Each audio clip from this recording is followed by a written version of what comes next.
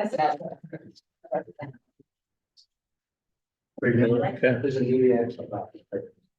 All right, ready? All right. Okay. I'm gonna say, good afternoon. It is 5:02 on August 7th, 2024. And this District of Columbia State Board of Education working session is now called to order.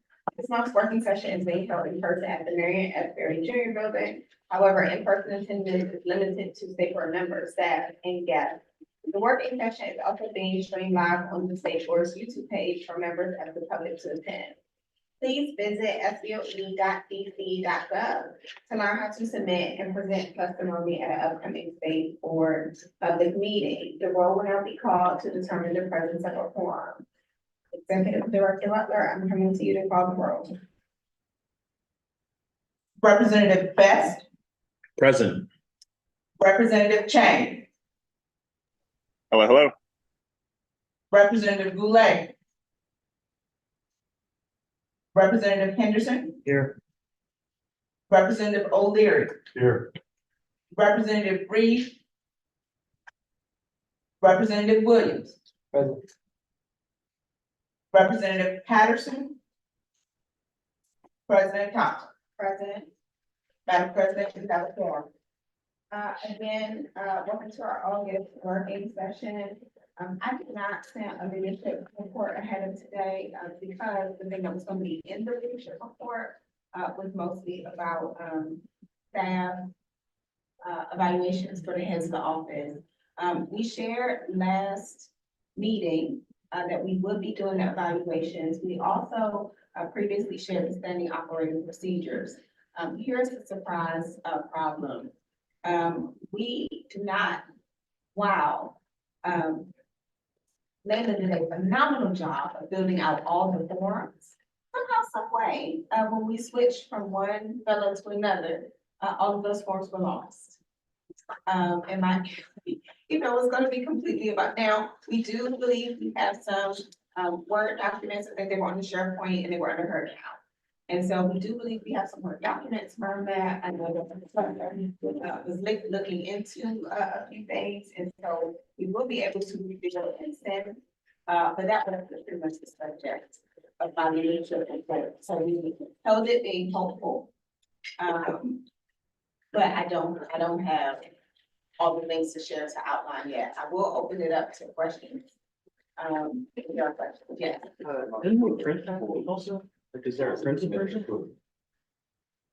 The goal is all digital based, so they can be emailed out to everyone, and sometimes the account, Is the link. yeah. Okay. Because there was a version that we typed up first before we put in the form, and I just have nothing. So we will recreate it and send it out to everyone. So, that is not words. This is the link with what? So, I'm happy to, give a little bit more context from our last working session.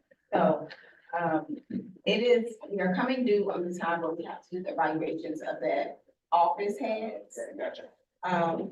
We do, the way it's written in the standard operating procedures identifies a quarter that it has to be conducted in. So we're not late yet, we'll have some more time. But the hope was to be able to share, with you all, today, more detail about that, aside from what's in the standing operating procedures. So just being able to share like the links to the forms and, all of those things. Those are actually the things that are missing.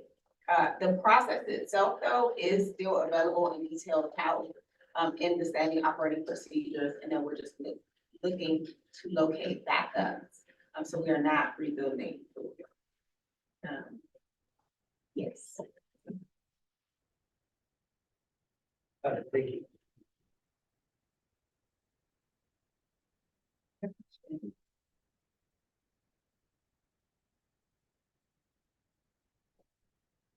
As soon as, we have that, we will email everyone, and let them know. And again, we do apologize, for the technical that are a little bit under. That concludes my report. I'm going to turn to Executive Director Butler for her report. Which actually. More good stuff. Good evening, members of the DC State Board of Education. Over the last month, the state board team has been busy. In July, we welcomed Catherine Chittenden to our team as our new strategic communications fellow. The SBOE staff served as peer reviewers for the Safe Passage State Blocks grant with the Office of Deputy Mayor for Public Safety and Justice. We have finalized SBOE's annual back to school ad campaign with Ramada. It kicks off August 19th and runs through September 16th. The advertisements will be placed on Metro Bus tails, inside Metro Bus cabins, inside of Metro train cars, and entryways to Metro stations. Please watch your inboxes for a summary of the reach and locations and details to come from our PIO, Andrew Root. We have begun to close out our FY 24 procurement and preparing for the end of the year budget process.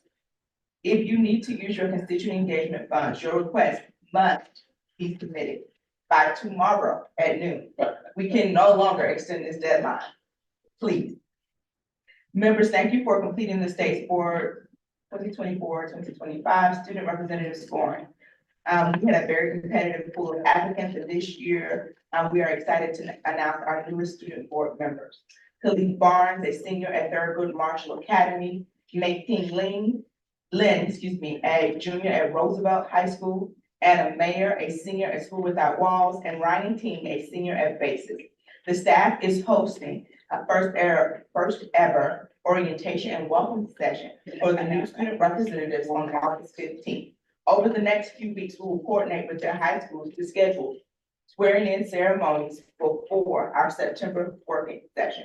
If you would like to join us on site at the orientation or at any of the swearing-in ceremonies, please email Dr. Darren Fleischer by August 12th with your interest. We will reopen the Student Advisory Committee application from August 19th through September 5th to ensure more students can join as they sign up for their clubs and activities at the beginning of the school year. We, based on feedback from our student advisory members, increased our advertisement and go directly to school principals for them to share out this information with their guidance counselors, in addition to our traditional methods of advertising. The first SAC meeting of the year will be September 9th, 2024 at 5 p.m. and end at 6:30. It says 2025 on the form, so please do not show up next year. You should show up this year. Next, registration for the National Association of State Boards of Education, NASB annual conference has opened. This year's conference will be held in Louisville, Kentucky from October 23rd through the 25th. Your meeting and documents include a one-pager with further information about this year's conference. If you would like to attend, please email me by the close of business Thursday, August 15th, 2024. This allows staff adequate time to process all registration and travel documents before September. Please note that we will begin discussing the FY 26 education budget priorities letter at the September working session to complete our annual budget letter to the mayor's team in early November. The team will send out additional information as we approach this date. As a reminder, I am asking all committees to forego meetings in August since there is no public meeting scheduled. The state board staff will be using this time to rest, reflect, and prepare for the next school and fiscal year. Madam President, that concludes my report. Are there any questions? Executive Director Butler, you may not know off the top of your head, but if you could let us know the wards the children are in. I know this with the schools you mentioned, but like the wards where they live, because I would like to, if any of them are Ward 3 kids, I'd love to be able to be there for the swearing-ins, but. We can get that information to you by the break. Okay, thank you so much. I It appreciate it. was in their application. Okay, great. Well, I'll just double check it then. That's great. Thanks so much. I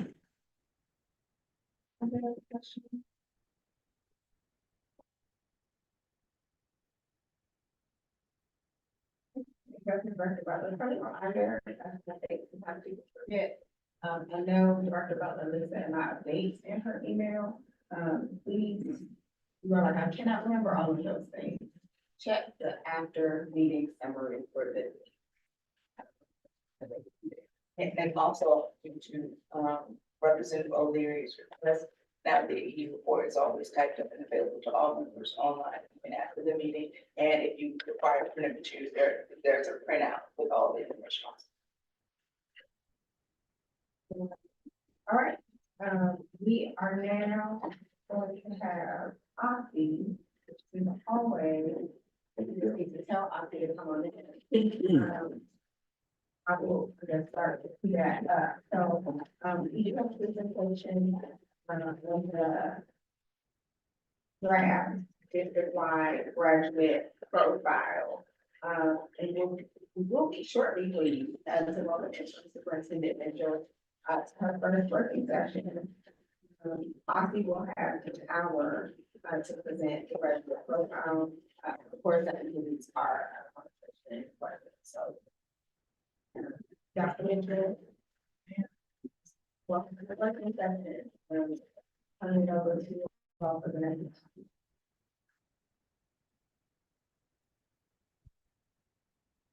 Thank you very much. Nice to see everyone again after not being with you for the July working session. Always a pleasure to join you. Especially exciting tonight because we have Interim Superintendent Dr. Internet Mitchell with us. And I will turn it over the floor to her in just a minute.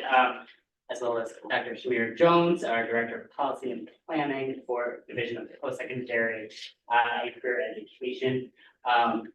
You can just go to the next slide, please.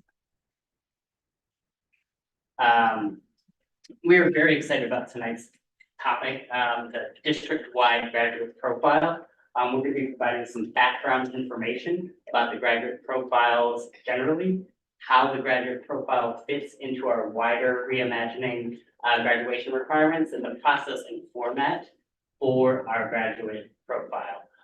We will then present the actual draft of the profile and outline our next steps for finalizing the graduate profile. I want to draw your attention to the fact that we don't have questions on the agenda, unlike usual. Usually have that as the bottom part of the agenda. This is because we have placed spaces for questions at the end of each section. We really are hoping doing this is to facilitate a really robust conversation and allow us to better answer any and all questions that members have. We have two primary objectives for this evening. First, we want to provide an overview of the graduate profile and the public engagement process. Second, we are seeking the state board's feedback. We want to know, what do you think about the draft profile as drafted? If there are any suggestions, big or small, to the profile, we would like you to share those ideas with us this evening. And then once all that is, once we've finalized the profile and the vision for what we want our students, we'll turn to engaging in conversations about updating the district's graduation requirements. Another very exciting topic for future meetings. But as I said, I'm really excited to turn the floor over to Interim Superintendent Dr. Well, good evening, everyone. It's really good to be back with you as a group. I think that I've had the opportunity to speak with some of you individually, and I'm looking so very forward to this discussion this evening. We have been at work with this graduate profile for about 1.5 years, 2 years now, and it is incredibly exciting work. It is exciting because it helps us to envision what a graduate of DC Public Schools should look like, what they should know, what they should be able to do, what dispositions they should have. We are in the middle of a roadshow. We've been going around with the draft profile all summer long and getting lots of great feedback, and we're hoping to get great feedback this evening. We are going to start by just giving you some background information about what we've done to get to where we are today. And I've had the great pleasure to engage in this work with my colleague, Dr. Shamir Jones. Shamir's going to lead us through that piece. Absolutely. So, as Dr. Mitchell shared, our foundational year for this, year one, it was really heavily rooted in qualitative and quantitative research focused on best practices and promising practices for profiles at the state level and also at the district level. We also engaged in a series of targeted and initial level listening sessions. We are leveraging upon those sessions right now during the summer, as Dr. Mitchell shared with our public engagement sessions, and we're going to continue those throughout the rest of this year. That takes us through the pathway for year 2, and then year 3 is where we're going to be centered on the implementation of the profile. We can move to the next slide, please. So before we actually walk through the structure of the DC-wide graduate profile, I want to share a couple of the common themes that emerged from our 50 state and targeted LEA scans and research that we conducted. So profiles, it's critically important to point out that they are student-centered at their core. And they serve as a set of attributes that learners should attain in advance of graduation. And those will help them as they navigate their next journey in their either academic career, if they go off to colleges and universities, or if they move into the world of work. And these characteristics are academic in nature, they're interpersonal, and they're personal in nature. It's also important to point out that profiles serve as a North Star to help in setting vision for alignment across state agencies as well.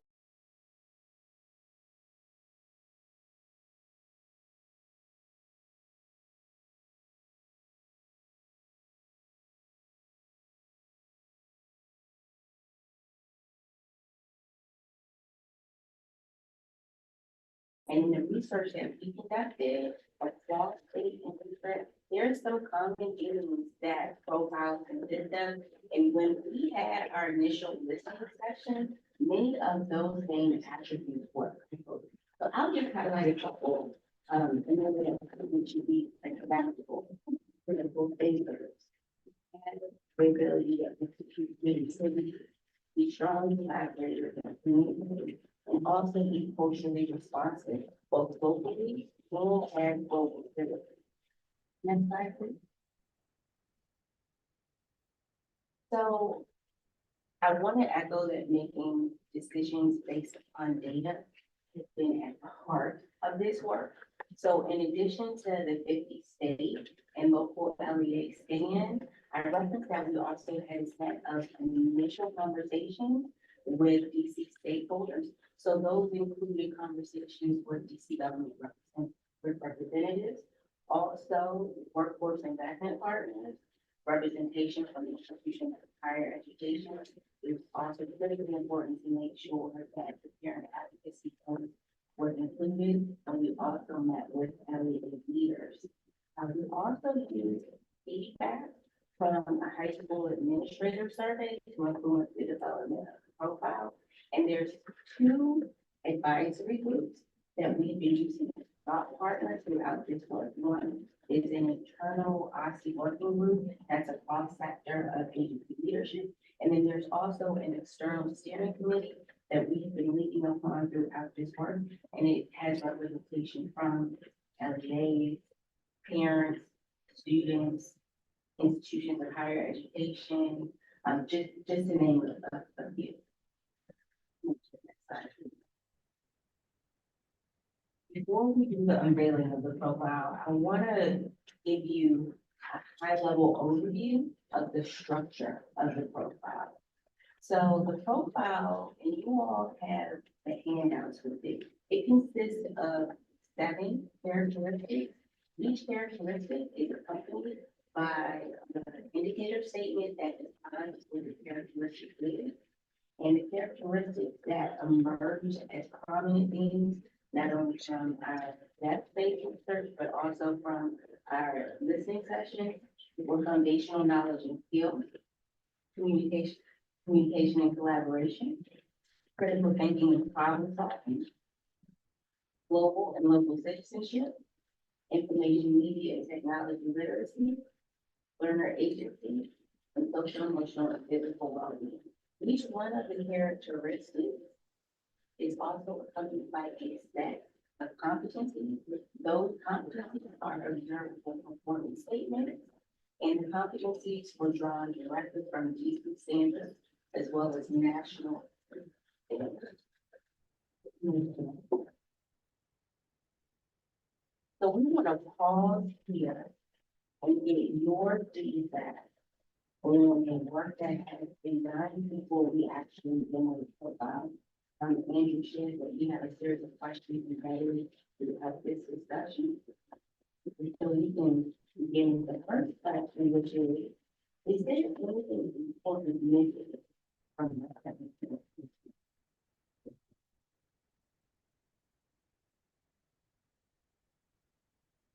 Well, so just generally, my question would be, right now, when you look at the college and career readiness that we see, and you've seen the data on it as well, the number of students that, not only don't graduate college, but sometimes often don't even finish year one. There's obviously either a characteristic indicating a lack of competency or a lack of skills to succeed right now, because the data is terrible. So what I would want to see in this graduate profile is, how are we shifting those competencies to be able to thrive in college? And then show what's changed from the previous version of this or previous iterations to what are we doing different now, so that our students will have a profile when they graduate that will allow them to succeed in college or a career. I mean, I've heard similar concerns about, career readiness for students that are going directly into the workforce. So I don't know if you want to address the statistics at all that you've seen and I've seen on the college retention, but that would be the challenge I would place. Like, do these characteristics that we're talking about here really get us to a place? Because that should be the challenge that we're all facing, is we should have a profile of our graduates that when they go to college will succeed, thrive. And right now we don't. So I'd want to see what changes from A to B. Thank you so much for that comment. One of the one of the strongest voices that we have heard as we were developing the profile was from our university presidents. I think everybody knows Pat McGuire, who is a strong advocate for DC students. As a matter of fact, probably Trinity graduates more students from DC than any other institution in the country. She was so excited to see this profile and to be able to contribute to many of the characteristics that we have identified. She pointed to the critical thinking and problem solving and said, this is exactly what we need. This is an initial profile for the District of Columbia. We, in the past, have tried to identify what we want graduates to be able to do based on test scores, and it didn't go well, right? So this is the first time that we have come together as a city to say, this is what we want our graduates to look like. And we've gotten strong input from the very folks that you're concerned about. And they have just indicated that this is exactly along the right tracks. Now, having said that, I will say this is a piece of paper, right? And in order to translate what is on this paper into what is happening in our schools, it's a journey.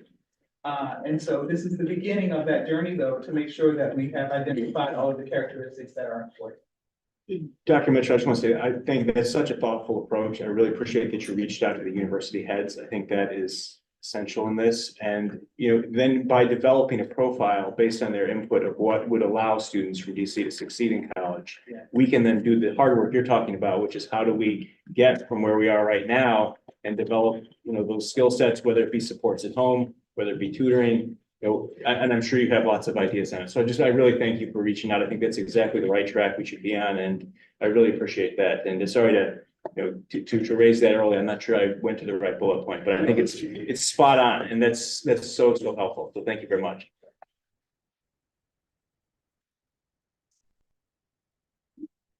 Good evening, Dr. Mitchell and team. Kind of scanning through, we've been doing a lot of standards work. So I'm curious, it seems like I might have to work a little bit in reverse. I'm curious of how will some of these tenets align with some of the standards work that we've done, or is this kind of like already inherently in the newer standards that we put together, and then how will they guide future iterations of standard development? What a great question. as I was preparing to come and speak with you this evening, I thought the state board has already had such an impact on the graduate profile because we use the state standards in the very first characteristic around foundational knowledge. And so we name like foundational knowledge are the state standards, which you all have done, both in terms of social studies, financial literacy, and social emotional learning. And you will see throughout the profile, again and again, those areas come up. And so you all have really co-written this in a way that I think is very neat. It means that we're coming together as a city around the same characteristics. So, thank you. I have a couple of ideas again. Talking about what you were just talking about foundational knowledge. As a veteran teacher, there was really not much in the way of finding out what a senior knew at the end of his or her career in our high schools. Because the only thing that we used was the PARC or whatever derivative of the PARC, which had nothing to do with what somebody knew.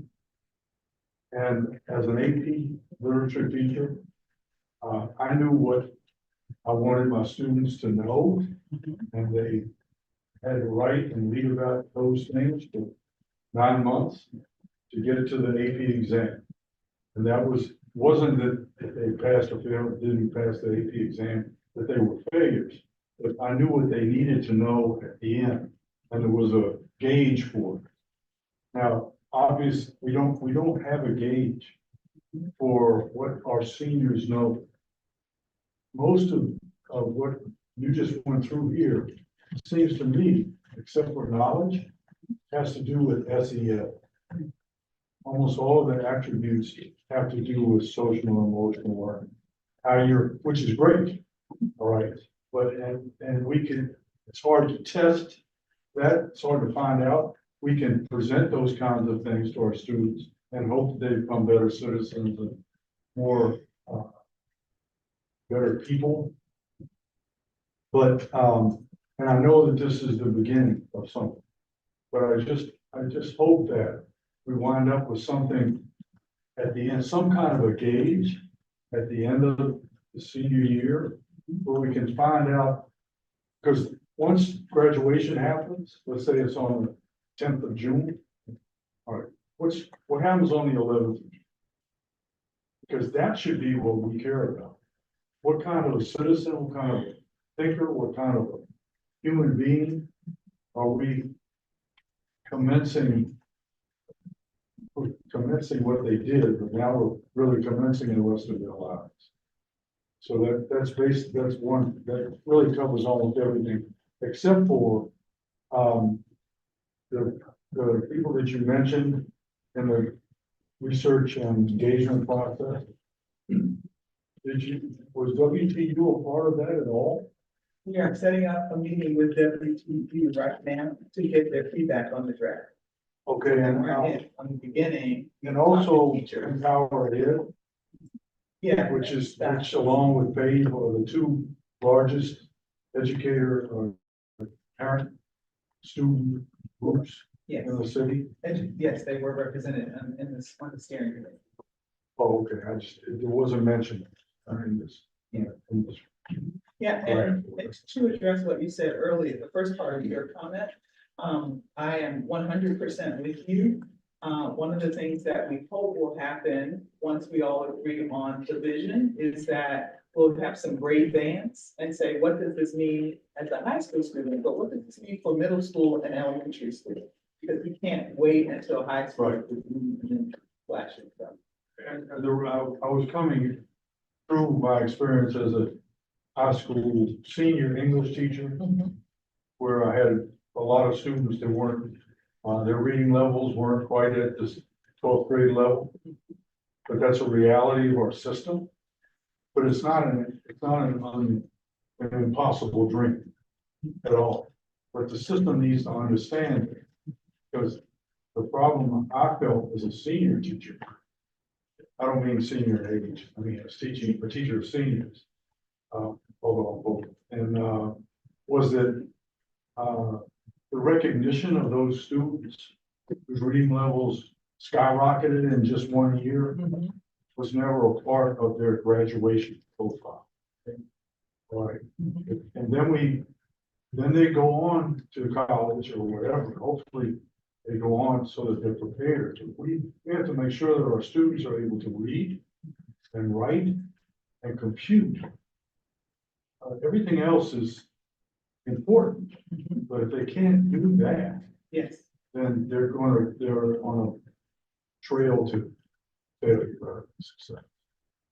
Yeah, that's a good segue. I'll pick up there. Are we just asking questions for the first one or all of them, right? All of them. All of them, okay.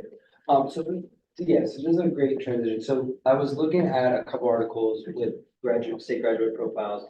And they say to really take it from a piece of paper to something real, we have to tie it to student progress. So I would like to, for this, like, as we go about this conversation, figure out like what assessments we're gonna use as a state to be able to like measure it. So that it's not like a 12th grade problem, but we're looking at it across the board. And I think the thing to keep in mind, which I'm not sure if Oz has thought about so far, is just like iterative or adaptive tests, you know, rather than just Park or Kate, which just give teachers like a number, but give meaningful information. So I'm curious how we can think about assessment in this conversation to make sure that we know where kids are at, but we can also intervene before it's not too late. Yeah, those are critical questions. I think those are questions that are a little bit down the road though. Yeah.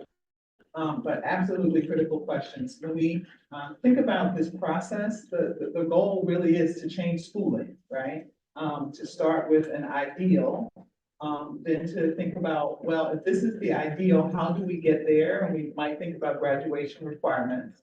We then might think about accountability, including testing.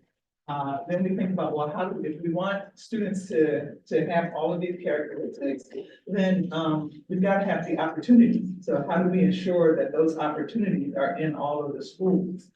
And then, you know, where's the funding coming from and what are the resources that are necessary? So this is a journey. This is the beginning of a journey for sure. And those questions are critical. Yeah, I appreciate that. And I'm glad, I just wanted to flag that for us at the beginning and build off of what other people said. And then I think my last question for right now, along like the feedback piece. I love that we're trying to make this student centered, but as a high school teacher as well, like I want to hear from students. I'm curious, what has the outreach or like the level of student feedback been so far, and then where else could we go? That's a great question. I'm going to start and ask Dr. Jones to shore up the answer. We recognize the importance of getting student voice. We have already had some sessions with CTE students, and they have shared with us their opinions, what they want to see, what they don't want to see. We are also planning to do additional outreach with students, and Dr. Jones has been heading that up, so I'm going to pass it. Sure, just in the next couple of weeks, we have scheduled a visit with a cohort of future business leader of American students. We're also going to have additional feedback sessions at the event technical center. And then we are in the process of coordinating feedback sessions with Youth for Challenge. And then the introduction would be there's going to be visits that will be run surrounding the entirety of the Green Mountain High School graduation requirements work. So we'll be able to tap into the student voice there. And I definitely don't want to exclude that we will be meeting with the Council for the Study of Education. That's all the feedback. So those are some upcoming ways that we're going to engage. I'm happy to get additional ideas to tap into to get additional. I'm sure that at the next steps where there's going to be a slide that outlines some of the future engagements as well. So we can talk more. Are we surveying students or what does the engagement look like? We are doing focus groups with students.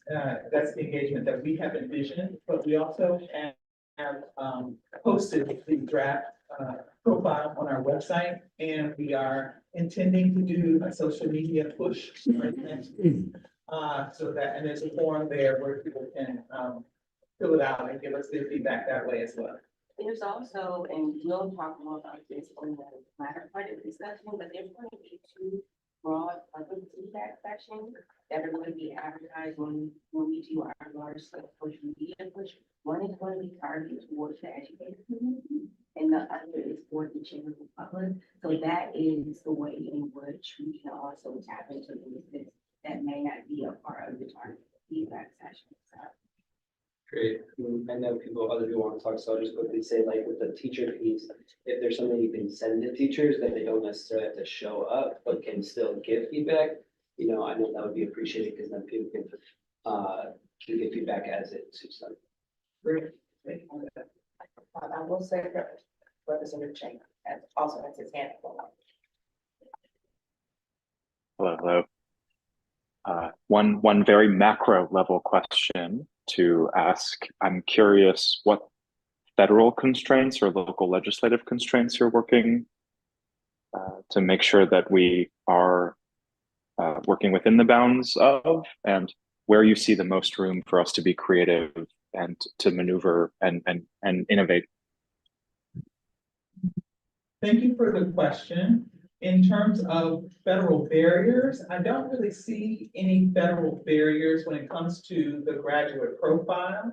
I think, though, that as we attempt to move the profile from paper to a living document and something that is actually happening in schools, there are lots of ways that that we can use federal funds to support the opportunities that the schools provide for students. I think that as we develop a school improvement plan, we certainly can use this profile as a way to address the lowest performing 5% of schools in the city. So we're looking for ways to link the profile to all of the things that we do at OSSI, and those are just a few of the ways that I can sort of name off the top of my head. It's great to know we have some flexibility on our side to innovate. One last macro question is around I agree with what Representative Goulet said, that engagement with local universities is a really important part of this process, and thank you for that. I'm also curious how then we can use this process as an opportunity to provide stronger pathways for students who decide that the university track is not the right path for them, and where we can use this as a chance to start to move what we're hearing over and over again around employability and workforce development as really important ways to measure actually the impact and reason to attend school for many families as a variable. But what a very important comment. You are absolutely right. And just as we have engaged the university community, we've also engaged the workforce community, very much so. And the folks that are really supportive of career and technical education have been very much involved in the development here. We think that this profile, the characteristics that we have identified, will be supportive of students, whatever path they take. Whether they go directly to institution of higher education, a job training program, or into the workforce, these are characteristics that they will need. We've got the Federal City Council, we've got City Bridge, all of the workforce organizations in the city really weighed in, well, many of them have weighed in here. I'm doing a presentation at the WIC, somebody's doing a presentation at the WIC at its board meeting in September. So we think that in order for students to be enthusiastic about school, you have to personalize it, you have to make it relevant to their futures, and clearly helping students think about what it is they want to do, what question they want to tackle, what career they're interested in pursuing is really important. And so all of that is sort of baked into what we have created, I think. Thank you.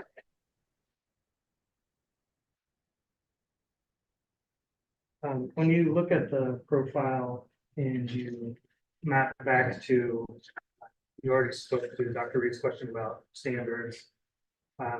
Also graduation requirements and then our accountability framework. Where do you see that there's a need for new structures or new, any portion of those things where we don't already have kind of what we need to support these various areas? Like what part needs more or something new? Yeah, I think several of the things that I mentioned earlier. Job number one is to come to some agreement around the vision, right? Once we have that vision, I think the next step is to look at the graduation requirements to ensure that there's time and space for part of both students and teachers to give students the opportunity to develop these characteristics. I think that in our accountability system, in our school improvement system, in our school improvement work, there is definitely the opportunity for us to be creative. But we've got to capture the imagination of the students at the same time as we impart mastery over foundational skills and then the other skills as well. Yeah, it's just, I appreciated your answer to Representative Goulet about kind of those foundational skills and knowledge that's most testable, perhaps, and it strikes me as not being well aligned with the accountability system that we have now. So I'm interested in like looking forward how this might inform revisions to that. And maybe I'm probably just being a little impatient about like, so what are the graduate required changes that we need? So I'm interested in that. Great. Yeah, as we develop those, we will come back to you and keep you abreast of the work as it is evolving. Because, we need to be partners in this all the way in order for us to seek and get your opinion. Yes. All right, so I personally love this. I think that it's very well connected and it paints a clear North Star of what we want our graduates to look like. I think there's one thing that I would want to personally add, and that just comes with the word joy, right? I think that where I guess it would be in learner agency, where we talk about the value of lifelong learning, but like not just the value of it, but I want a graduate to have a joy or a love of learning. And so I think one of the things that we often miss out in our schools and in our educational in our system is making sure that kids are having a good time learning.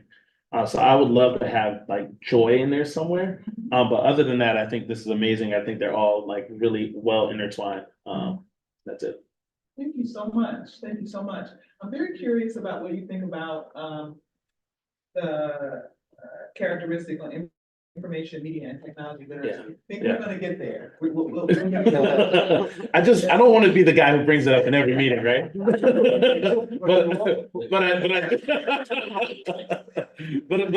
But clearly I do love that. But I also love the right here, the global and local citizenship. Because like if we learn one thing right now, like is that we need our students and our population as a whole need to understand like civics, and they need to understand like how our government works and how to advocate on local issues and like what our system looks like and how you can become a productive member. So I love that as well. So I didn't want to be the guy to keep going at the same thing, but I love that. I love the digital literacy. I love how the AI components in there and the emerging technology. I love it. but I also love this global citizenship and then would also love to see joy in it. Thank you.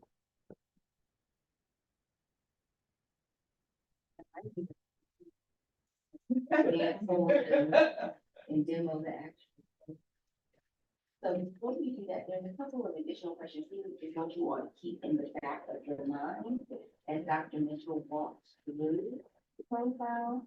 And those questions are, please let us know what it is that you like about the profile, if you have any suggestions or subtractions or additions. And then if there are any changes that you would like to see made to the characteristics, the indicator statements or the competencies. And also, please give us your feedback on the look for the profile. Okay, so we've been talking about it so much. Next slide, please. We've been talking about it so much. I think you have a copy as well. This is the graduate profile. It begins with a statement which just says, this is the inaugural profile for the District of Columbia. Never done this before here in the city. It also talks about reimagining what a graduate could look like, should know and be able to do. And then finally, that opening statement says that we really believe that this is the foundation of what a graduate should know, be able to do, to take any path that they select. So we're not talking one path or the other. This is common across any path that a student might select to pursue. And so as we've indicated, there are 7 key characteristics. The most, I want to say the most important, people will probably argue with me there, but at the top is critical thinking and problem solving.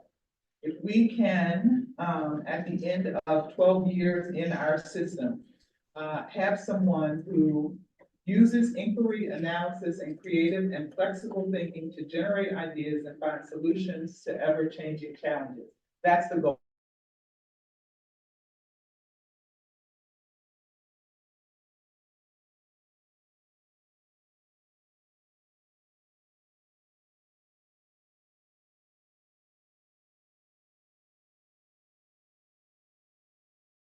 Financial literacy, in addition to the core studies that are necessary. So we think that in order to move forward in any way, foundational knowledge is really important. And this includes the ability not only to have the knowledge, but to analyze, to compare, to contrast, to synthesize. All of these things are important, and that's a critical piece. The next area is information media technology literacy. Everybody that we have talked to has said that we really have to teach our kids how to use the internet. We really have to make sure that our students understand how to use devices, how to use platforms, how to understand what's truth versus what's opinion. These things are critically important to be a citizen in the United States of America today, and everybody felt that it was really important that we include this and that we include skills that are transferable because technology is ever changing. And so we tried to do that. The next area is communication and collaboration.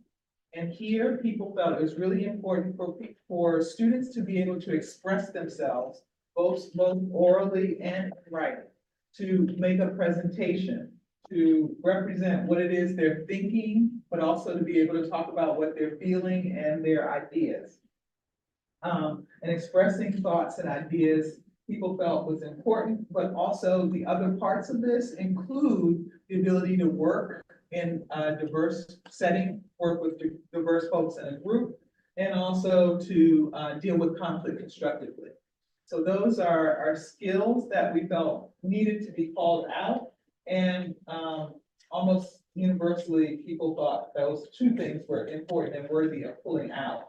You'll see some overlap in some of these.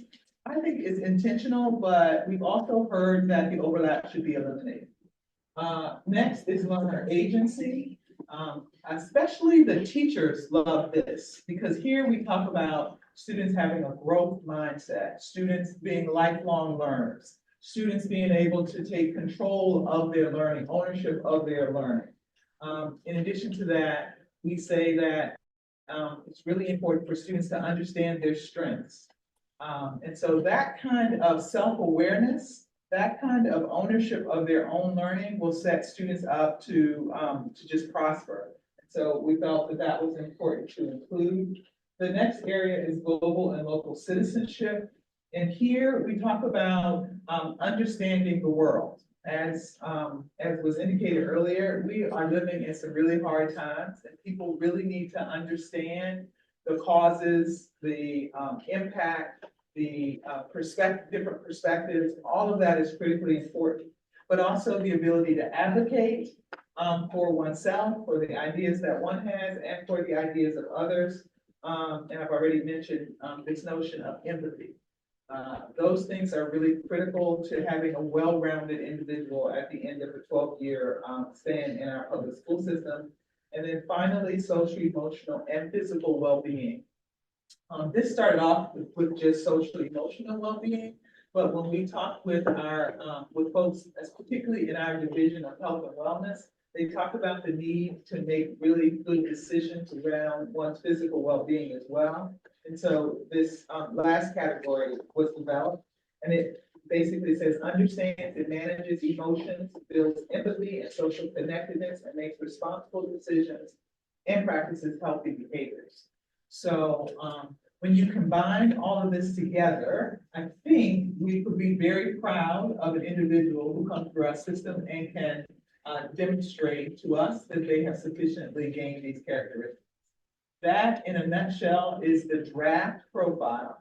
And what we'd like to do in the time that is remaining, I wonder, should we do this? Is there time to go through individually for each of the 7?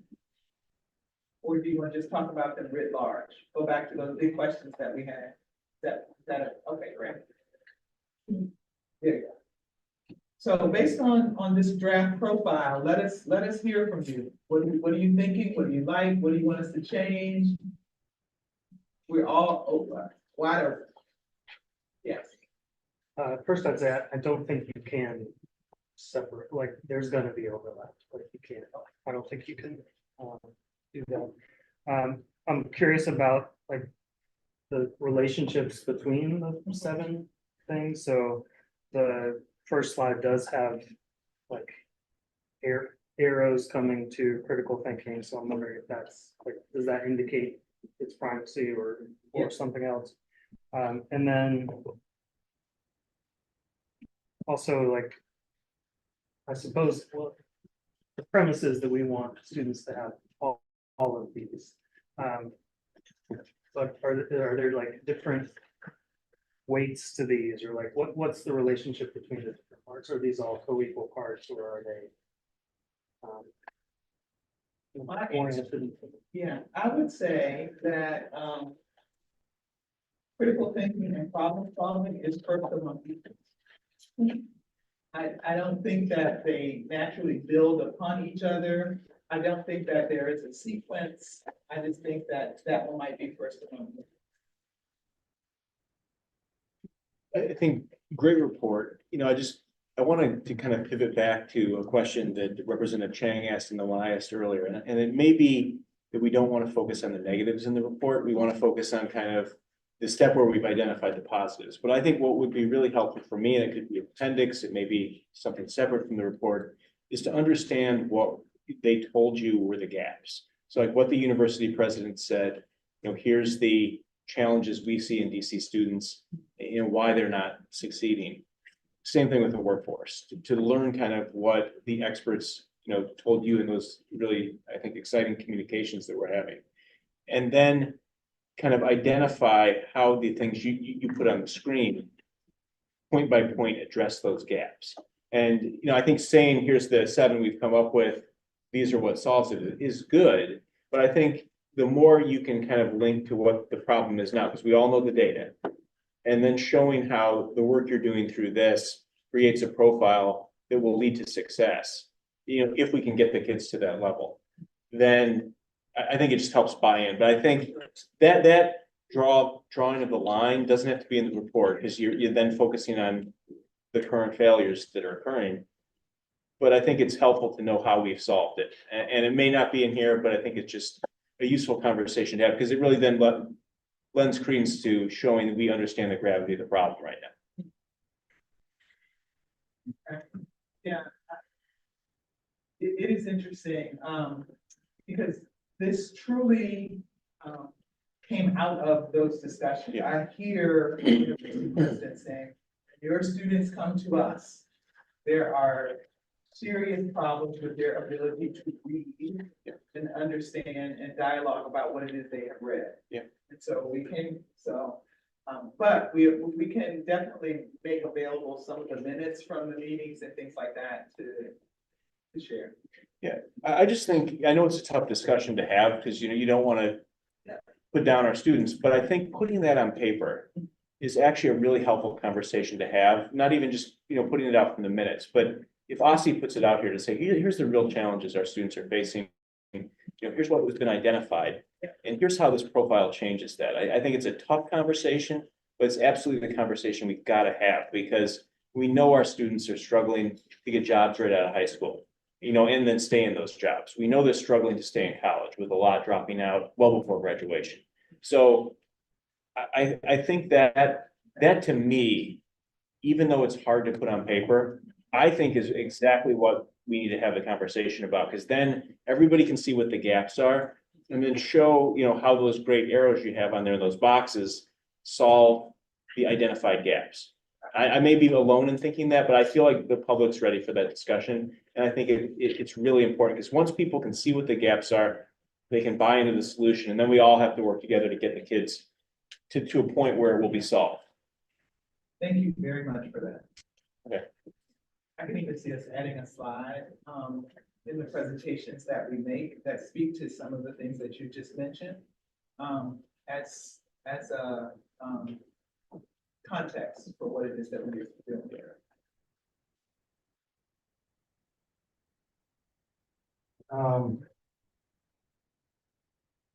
Someone who's taught our graduates for the last 45 years at UBC, I understand that problem that the president said. All I could think about when I was drawing on my paper here was, and I know that we're looking at 2025 as a beginning, because we're not going to get to it, is an exit survey. An exit survey proceeds, and they have to write about these different skills that they're supposed to have, to describe the skills that they have. It may be something that, because I do it in my class, that I would do at the beginning of the semester, to tell me what you don't know and what you have learned. But, students need to write, and they'd be writing about themselves. Now, this is kind of outside every box ever made the man kind of thing, but that's what we need to have happen anyway. If we're going to revolutionize the system so that our students, when they graduate on the 10th of June, have all these skills. Yeah. So that it's part of them. So when they can't wait to go to that job or that college or into the military or whatever they're going to do, they have the equipment to do it. Because there are a lot of us who did, when they got to college, didn't have those skills. And paid for it. And we don't want them to have. I did write one thing down about the information, media, and technology literacy, and you were talking about how they need to learn how to use the internet. Right. And I wrote down, they do. All of our students know how to use the internet, but they don't know how to use it correctly. So they have a step up on the technology, but we have to guide them to use their skills correctly. Thank you for that. And I know you were speaking to writing and, maybe a larger process. I do want to just highlight that we are excited to have our school, climate survey that is coming in, online here in the upcoming year, which will provide student level feedback, not just from seniors, but at all grade levels. So that will be another vehicle where we'll be able to get, student level feedback that we are excited about. Well, I was really looking at, I was reading all of the descriptions of the skills. And so, okay, you're graduating now. Show me how you know how to do this, because the third skill is exhibits clarity of oral and written expression. Right? The system does not have any kind of a written vehicle for students to do before to get out. There's no exit ticket where a student has to write an essay. Which doesn't make sense to me. So, Sounds like you're gonna be very interested in our graduation requirement discussion. I don't know why. Yeah, that actually bridges to my question. So can you, connection between like graduate profile and the graduation requirements, like how you see them related? Sure. So the graduate profile, as it exists now, is inclusive of a lot of skills, and dispositions that are very difficult to assess.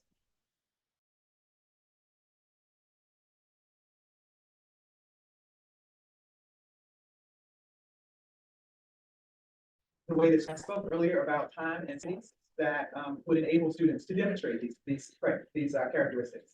And so right now, we've got 24 Carnegie credits that are required. By the time students finish those 24, some students have some free time, towards the end of their senior year, but many students don't. And so if the graduation requirements were to lessen some of the Carnegie credits and increase some of the competency-based things that would enable us to see the characteristics, then that might be something that we do. Other states have done things like pathways,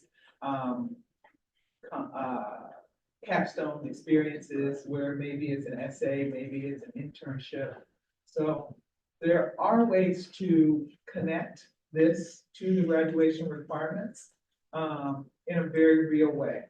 That's along the lines, And you see it informing those graduation requirements. very much so. Great. Yeah, I think my only wonder right now, because we're still kind of very theoretical and crafting this vision, is just like, when you have the next step slide here, it seems pretty accelerated with regards to, publishing the graduate profile this fall. So I would just love to be informed of like what, like engagement looks like, so that we can make sure to maximize and publicize and make sure that everyone who wants to give feedback like can. Yeah. I know that like we won't see again until like September, but there are a couple of things on here in September. So even in that interim piece, if we can figure out how to communicate with the public so that there's a longer way up to making sure people know what's going on and how they can give input.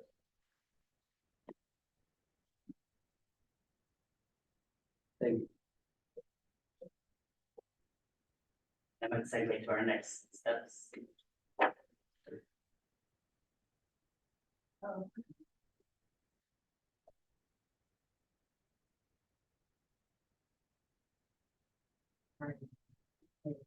Thank you for that segue, Andrew. So right now, Dr. Chair, you have posted on the website the current draft of the profile. We're excited about our large scale social media push and the additional feedback sessions that we're going to be posted. And you have the form for feedback on the website until before. And so that feedback will be informed in the next draft of the profile. We already talked a little bit about the current feedback sessions that are underway right now. And you will see on the right side of the screen some of the upcoming sessions that we will be hosting. And then I called out a little bit earlier, the two larger public feedback sessions that will be hosted. Those will occur in September. We'll be posting the dates for those sections shortly. One is for the targeted educator community and the other one is for the general public. And then we already spoke a little bit about the proposed publication for the profile work. And then the next series of activities surrounding the American High School graduation requirements work will be centered on the predictions for the graduation.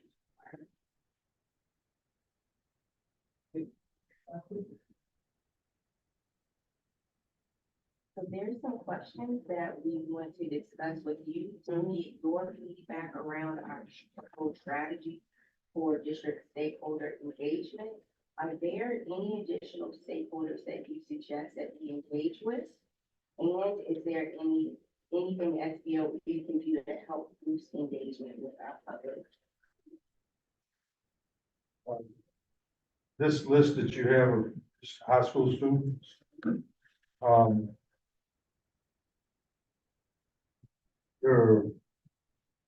I'd say it doesn't involve 85 or 90% of the students at the high school.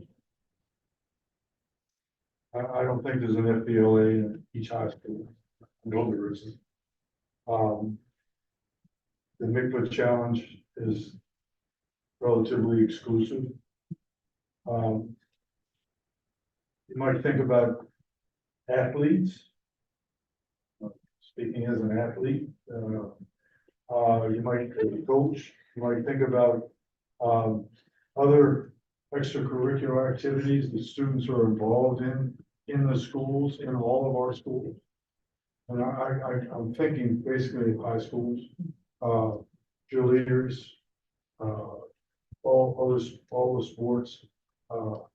Some of the schools have bands, but you're gonna be talking to more regular students than just those students who are also the honor society. I think almost all the high schools have honor society. That's just off the top of my head, but this one, I'm trying to think of. Okay, I wasn't in any of those things, so you wouldn't have been talking to me. So I think that the broader the scope of students that you're talking to, or however you talk to them, you're gonna have to get in the buildings and talk to the students. Senior class has meetings almost every month in all of our high schools. And it could just be a 3-question survey or something like that to seniors. That's their exit ticket to get out. Make sure they have a pen, that kind of thing. Food is always a way to get people to come to do that. I have a selection of a series of questions. Yes, some of you actually also represent president. So actually, if you go back to afterward, okay, we're looking for graduates who have already come through this before. I know that some of the charters track the graduate, like these as a start to do that work. So they might also be able to put together a recent graduate conversation for you. Because that tends to, they tend to have recent enough experience where they can say, this is what is good, ugly, about my school, and here's what I wish I would. Like, sitting for some of the that and apprenticeship programs, I would go to them. Because they have some very specific requirements or like recruiting from DC schools from their ages. That would be my suggestion. And how do you have to do that? I think my other comment about some the question about some benefits. I'm a big fan of for graduate. I think they've done the best and most comprehensive work around this period. They have 2 categories, which I think show up in ours at some point, but I would have thought were really interesting. One is empathy, which gives you some of the things around cultural competency, but it goes further than that. And the other one is our experience. Like explicitly, it's something that's important for graduates. I also love dates because they did this work like years ago. They've also done a lot of work backward mapping, right, which we will get to do. And they've also thought a lot about how you incentivize districts for people to accept. I know there's some people they might not think that it's as important as you see it's small, but really we do have right dozens of school districts. So how do you incentivize folks to move towards a collective vision when this is not statutory at all? And so I think they have some really good examples. For some numbers, you know, folks who do that. I think that's important. I don't, what I would like to better understand, which was two new questions on that.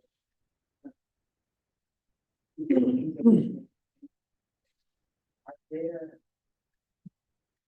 like, what are the goals? Like, is it, I guess they're gonna have to focus on certain things, but like, is it like really engaged? There's really, even with like what is the goal for like the nerve system? And like, who, outside, like, who are you thinking about as populations that are absolutely necessary? It's a great question. I don't have the answers to that. I'm wondering, have we set goals like this before for our other outreach? Not always, but I always ask this question because I'm a firm believer that we should have some semblance of that. Because what I worry about in general, two things I worry about is like we didn't have a timeline and it's just like, oh, well, we did on the timeline, but we didn't reach enough people. Or folks engage a certain number of people and maybe and there's a confirmation now that's saying you do what you want, so you stop engaging. And a lot of times, especially like communities like mine, are the first to show up and raise their hands or make their raise. And so I think that's really important to say from the onset, like, this is that is the excellence. Also, I know we talked about the engagement that we had around the report card and how we had the multiple general public feedback sessions and a lot of the same folks were showing up there. So, you know, a lot of some of the faces that I know you guys are familiar with as well. And so I think that one of the rationale behind the targeted sort of feedback sessions is that we're able to reach out and bring in new people who might not necessarily be coming to these general feedback sessions and try to bring in additional voices and additional faces. Not to say that we shouldn't do more of those, so I appreciate the question. Yeah, I mean, I have nothing against, and I've been one of those people who show up and it's like, we've seen enough for you. I get that. It's not that I'm saying, it's not just the idea that it has to be new people.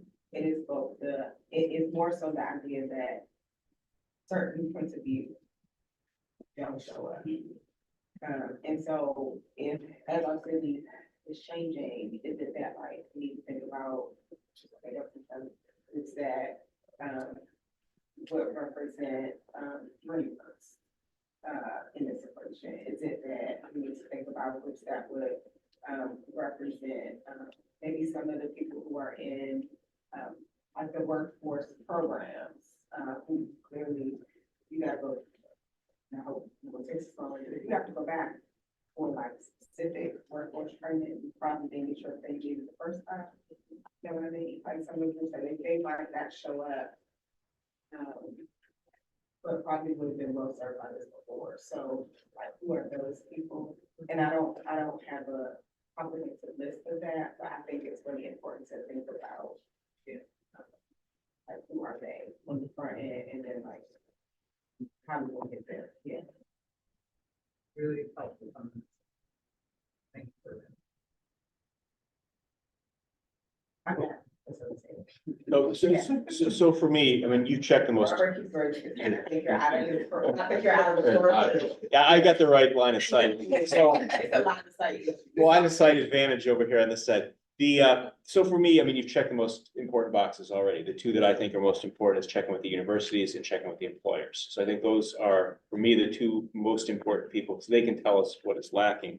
I think what I would just say is if you can meet with the SAC, we're gonna be bringing on new students here.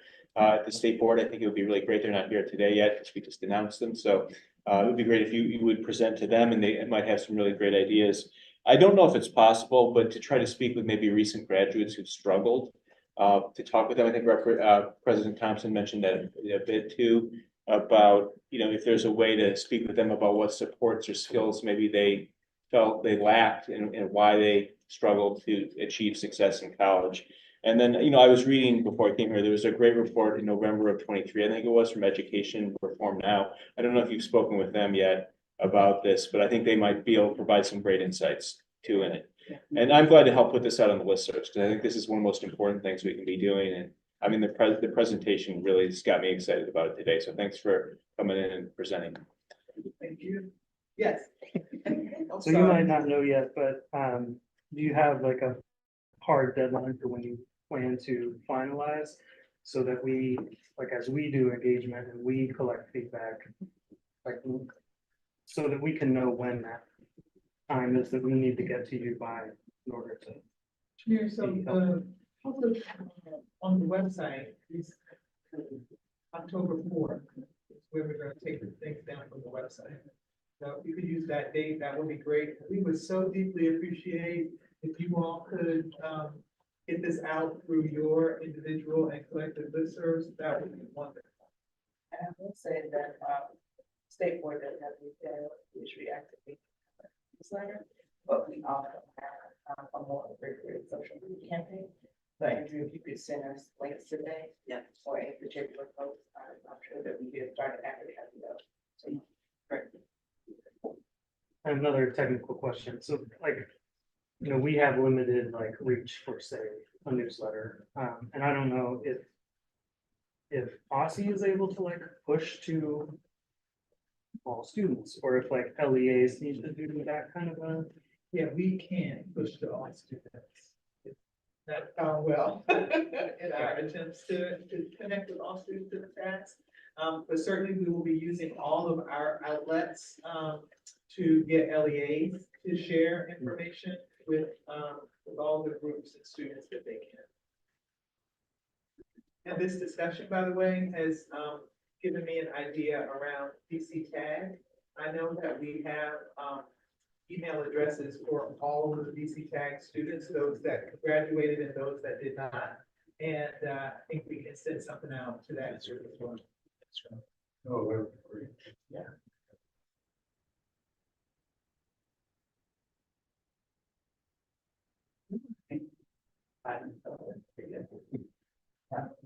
Thank you all so much. Thank you. Thank you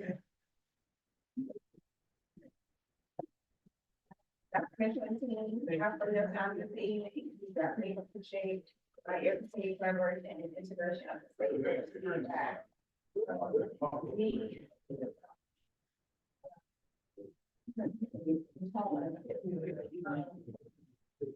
We have one more agenda item for the break, so that is the need for appropriations for FY 2026.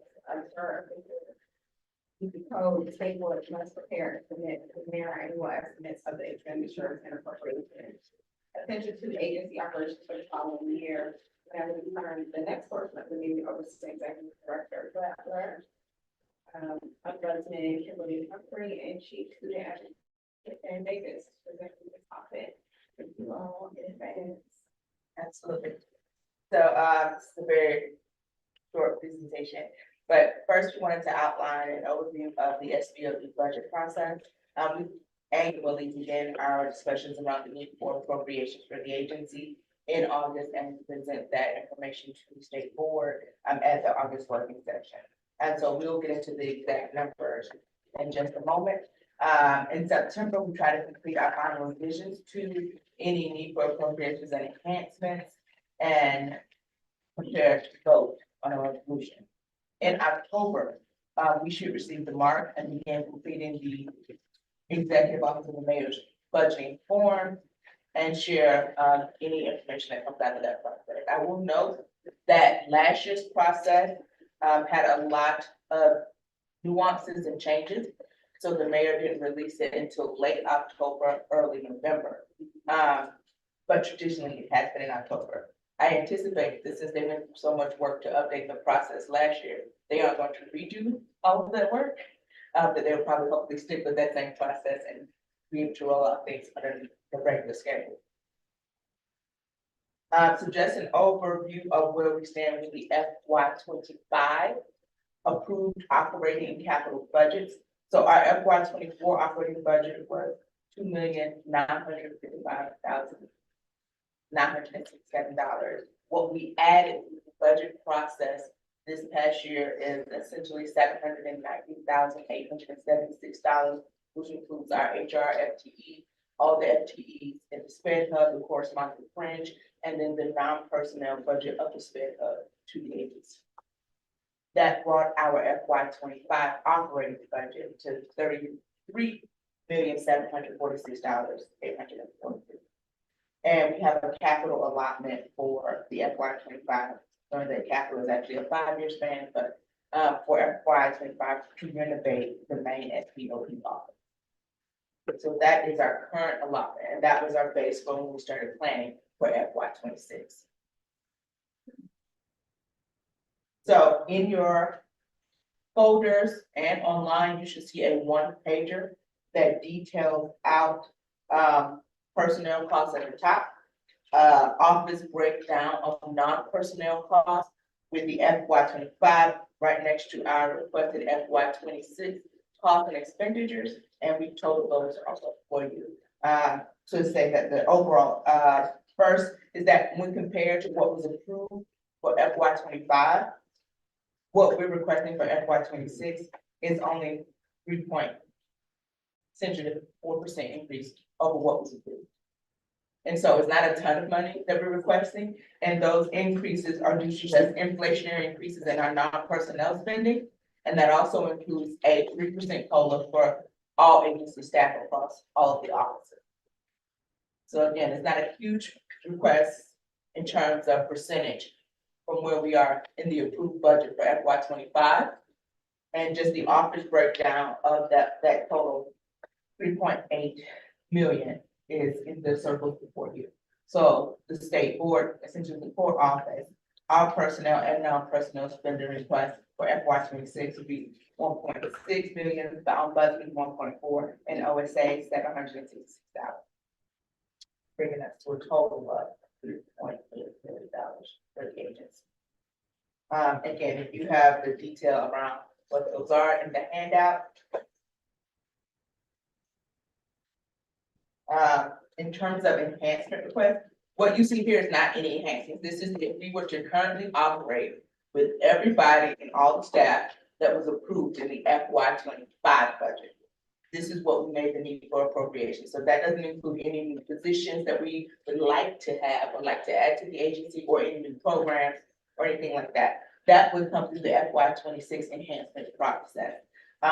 Each of our offices, me, Dan, and Kimberly, are beginning to think about what those would look like for us for FY 26. The board should begin to consider its enhancement requests as they have in the past, and send those to the admin committee, which is chaired by Vice President Patterson and myself, by September 20th. So if there's anything specific related to the board that you would like to request as an enhancement request, again, send those to myself and Vice President Patterson by September 20th.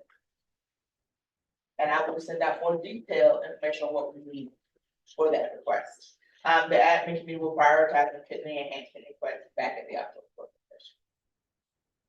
Are there any questions, feedback, concerns?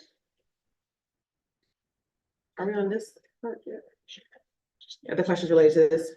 Yes, that is the all the budget things. The maintenance and repairs for auto, what is that line item?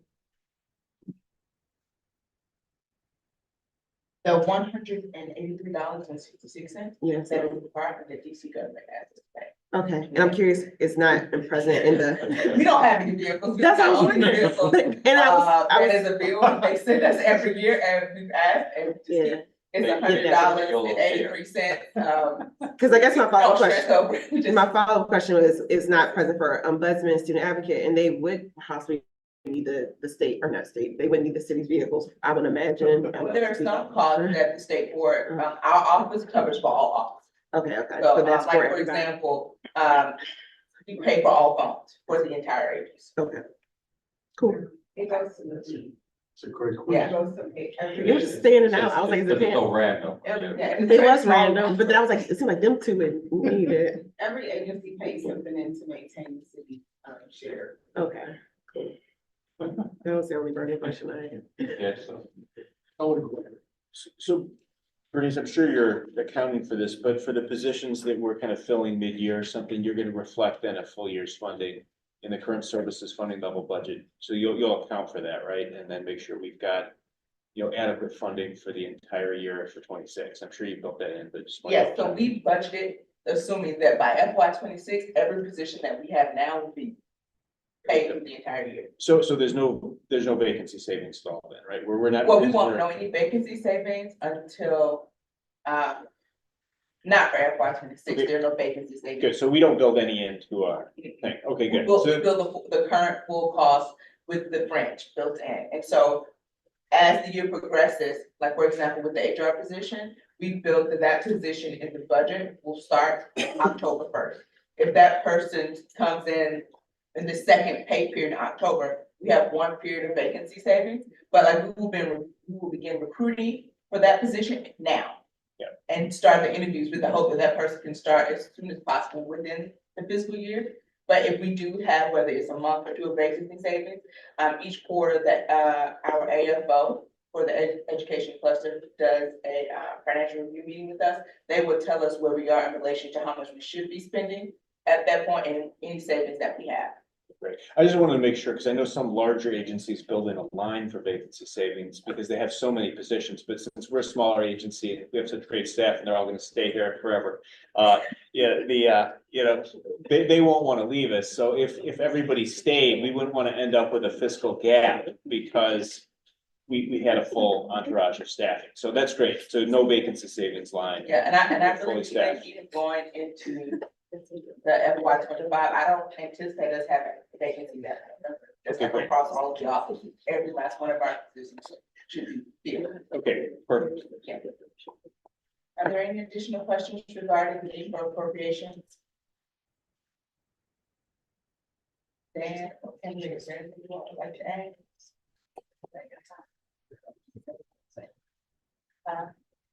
That concludes our presentation. Thank you all. I'm gonna thank you all for joining us, and then I'm gonna direct us to the break. We have, it is 6:30. So we're gonna put it 10 minutes, people are never got the time. So let's be on time, 6:40. Thank you.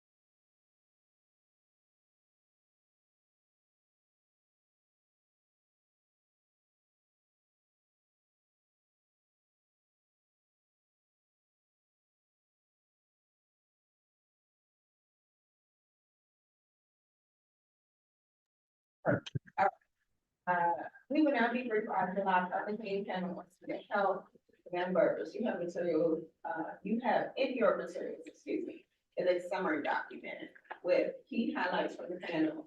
Members, if any comments, next step, thoughts, they would like to raise.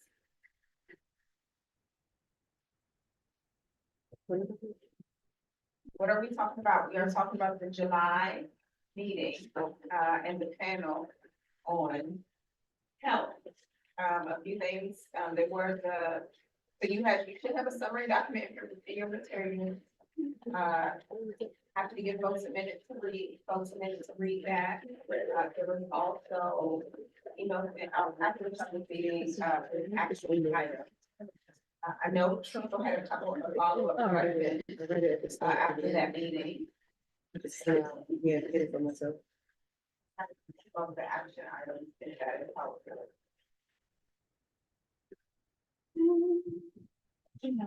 Yeah. I can say, I'm still working on, I followed up with, Whitney Carrington about connections with universities. And, I'll need to help move that along with this. I guess she had reached out to Georgetown, but hadn't heard back yet. But I offered to try to make those connections. I'll try and go like that. And we can say, help, do you need help? Not at first, like I'll try it first and if I'm not successful. Other thoughts, items, about the July meeting? Seems like we got two things, from the panelists. I know one suggestion, to see what you guys can, was should there be a follow-up resolution? I don't know if anyone wanted to discuss that again now. I'm going to represent and. Well, I don't want to get ahead of Representative Williams, because I think you're going to talk about this in the, Yeah, but feel Committee. free to jump on. okay, I think it's relevant. okay. I mean, we discussed in committee and we're gonna take some action in committee on this issue. I think again, the school nurse side, I think it's really absolutely important that we take action. The public testimony, I thought was very compelling, both from the panel and then from the members of the public who spoke afterwards. I've been working with Darren on, getting ready to work with chair of our committee. And, we talked about, legislation that could be attached to a resolution on this issue. And I really don't want to get ahead of the discussion about the committee. And I'm not sure this is the right place to have this. Should we go through it now? I mean, I think at this point, like the supervisors and the committee felt like a resolution to address some of the things that came out of the panel. It's necessary and can be helpful. Yeah, absolutely. And we're going to get a draft ready for committee members and then members, I think by the second or third week of August, maybe third week of August there. Oh, there he is. He moved. Okay, Joe. Yeah, there you go. End of August, is it? We were gonna look at? Get a draft to the committee. Yeah. And then forward it. Yeah, for the next working session. So our goal would be, bring it through committee, and then go to the next working session. And the 4 points that, we talked about were number one, making sure we had 40-hour week nurse coverage like the witnesses talked about. Point two, that I think is really important is making sure the nurses are compensated. That was understood, but it was certainly discussed by the witnesses. It was in the last fiscal impact statement on this, but I think we should spell it out specifically that contract with DC Health has got to adequately compensate nurses comparable to what their peers get around the region. Darren and I also talked about something to include, which would be going into, we have a health professional recruitment fund, which is used to essentially eliminate in underserved areas, eliminate medical debt for professionals who serve in those areas. And since nursing is now an underserved profession and serves kids from across the city, we could request that be added by statute to the categories that would qualify people who are in the school nurse profession for either student loan or higher education forgiveness of any debts. And I think that would be a really compelling way to attract and then retain those nurses. And that's something we hadn't done before. And then finally, we may or may not want to try to link this to workforce development at UDC. The disadvantage if we do that in the bill would be that it would then probably require a sequential referral from the Committee on Health to the committee that has UDC, which I think was the committee of the whole, it may still be. But I think the key would be trying to get a resolution and then, introducing legislation, because this has to be done statutorily. And we can have both ready for the committee to mark up at its next meeting. And then for a full discussion by the members at the working session, if that works for the president. I think it's in the committee's jurisdiction. So I think it does, I'm happy to support a resolution. I think my question is, given that the request has been made, and I don't know if you all are planning to have a committee meeting in August. So it's contingent, I think, around process. We did want to not delay, we wanted to like work backwards, like at the end goal of being able to vote on the resolution at the September public meeting.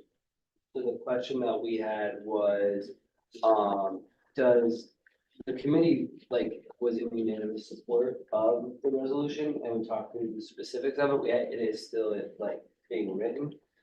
Doesn't need to go back through the committee before coming to a working session and then the public meeting. Resolutions don't have to go through committees. That's not the only, so it doesn't have to go back through committee. A member can offer a resolution. So it does not have to go back to the committee. Okay, if that was the situation, then the committee was not planning on meeting in August. Great. That's great. That's perfect. Because we can work together as a team through SharePoint to get our changes in there. I mean, everybody supports it. Everybody has feedback and ideas on it. And then we can get you kind of a consensus resolution then from the committee and then have it ready for the next working session. And I would add that the panel happened before the full board anyway. And so, members might already have thought, start typing everything, but it doesn't have to go through that study to get feedback from other people. Okay, great. It does not require. Great.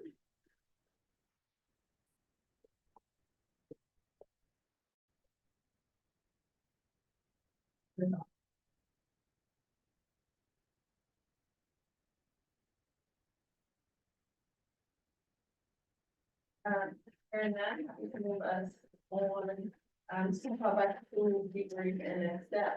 On behalf of the state board, I do want to thank the members of the public who joined our virtual back to school town hall earlier this week. We appreciate your questions, feedback, and engagement. I do also want to thank the staff helping us to ensure this event went off without a hitch. Members, in your materials, you also have a summary document with key highlights from the town hall. Members have any items they would like to raise that we would discuss, and purposely put it in my neighborhood working session to discuss in case there were any action items or anything that was vital in the debrief at this meeting.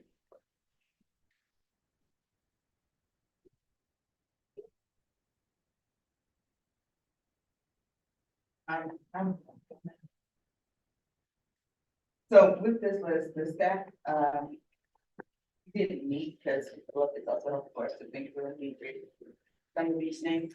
And so one of the questions I have for you all, in this summary document, what we want, I'm going to share this back out to the attendees. For those who registered, even if they weren't able to show up at the event itself, so they can also have a summary of what was shared. And that's in terms of next steps. Are there things that other agency leaders across district government who you would like for us to share this with?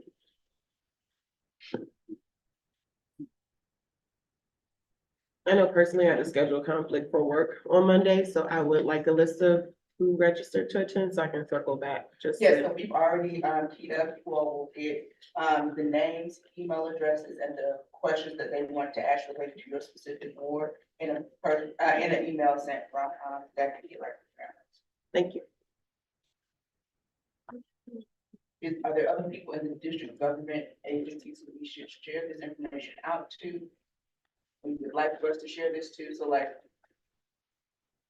there are curriculum things, there are school safety things, like, what we want to do with this information now that we have. And if people need a minute to look at the summary document, it's separate for them. So maybe I should say I'm encouraging folks to take a minute to look at the summary document. So we can decide what we're gonna do with this. I've read it. My question was about the piece about who to share it with. I was also wondering, like, if we package it, can we offer something I mentioned, I think the June working session was how our partners are engaging with our families as a reminder to them to, if possible, be as concise with their points of contact. Think about the parent that testified, when was that? However long ago, she testified saying that she got ping pong back and forth. I know towards the end of school year, I had a couple parents who were on long chains of emails with a variety of partners, so maybe in like this packaging of here are the thoughts that people have, also like maybe we can just share like, here's what we noticed. I know we can't tell you what to do, but best practices for how to engage with our families to kind of mitigate some of that confusion about who to contact.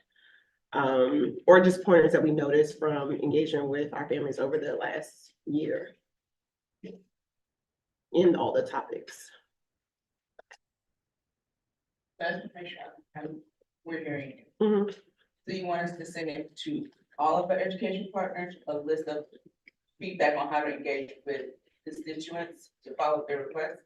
I would say that and the list of that's in here about the questions and things that people came up with during the working session, just so that it's not a separate document, but like here's what we, yeah, because I think it'll follow up on a previous request I had of, what do we do with the information that we received from parents about some of the ping pong that happens back and forth. I'm not sure who else besides our agency partners. I mean, maybe other district basing agencies like, maybe DPR, maybe people who deal with child and family services, any help groups or agencies. I'd say every council office too. Yes. Oh, is the meeting on YouTube? The recording of them? I don't think it is yet. We'll also need to figure out, the best way to upload all of the individual, yeah. Okay, you know why I'm asking. Our group didn't appear. And so I would like to watch it. Okay. So as soon as we get it loaded to YouTube, we'll send that out to the. Great. I think my question. So actually, alone, a lot of items here, in different buckets, and I, of course, again, my own breakout, which ended up with, I would say 2.5 people in it. Is this a compilation of some people register, just what they listed, and said they wanted, and the notes? Yeah. Or is it, and then this is both? So based on, because it seemed to me that we had a lot more people who registered and who actually participated.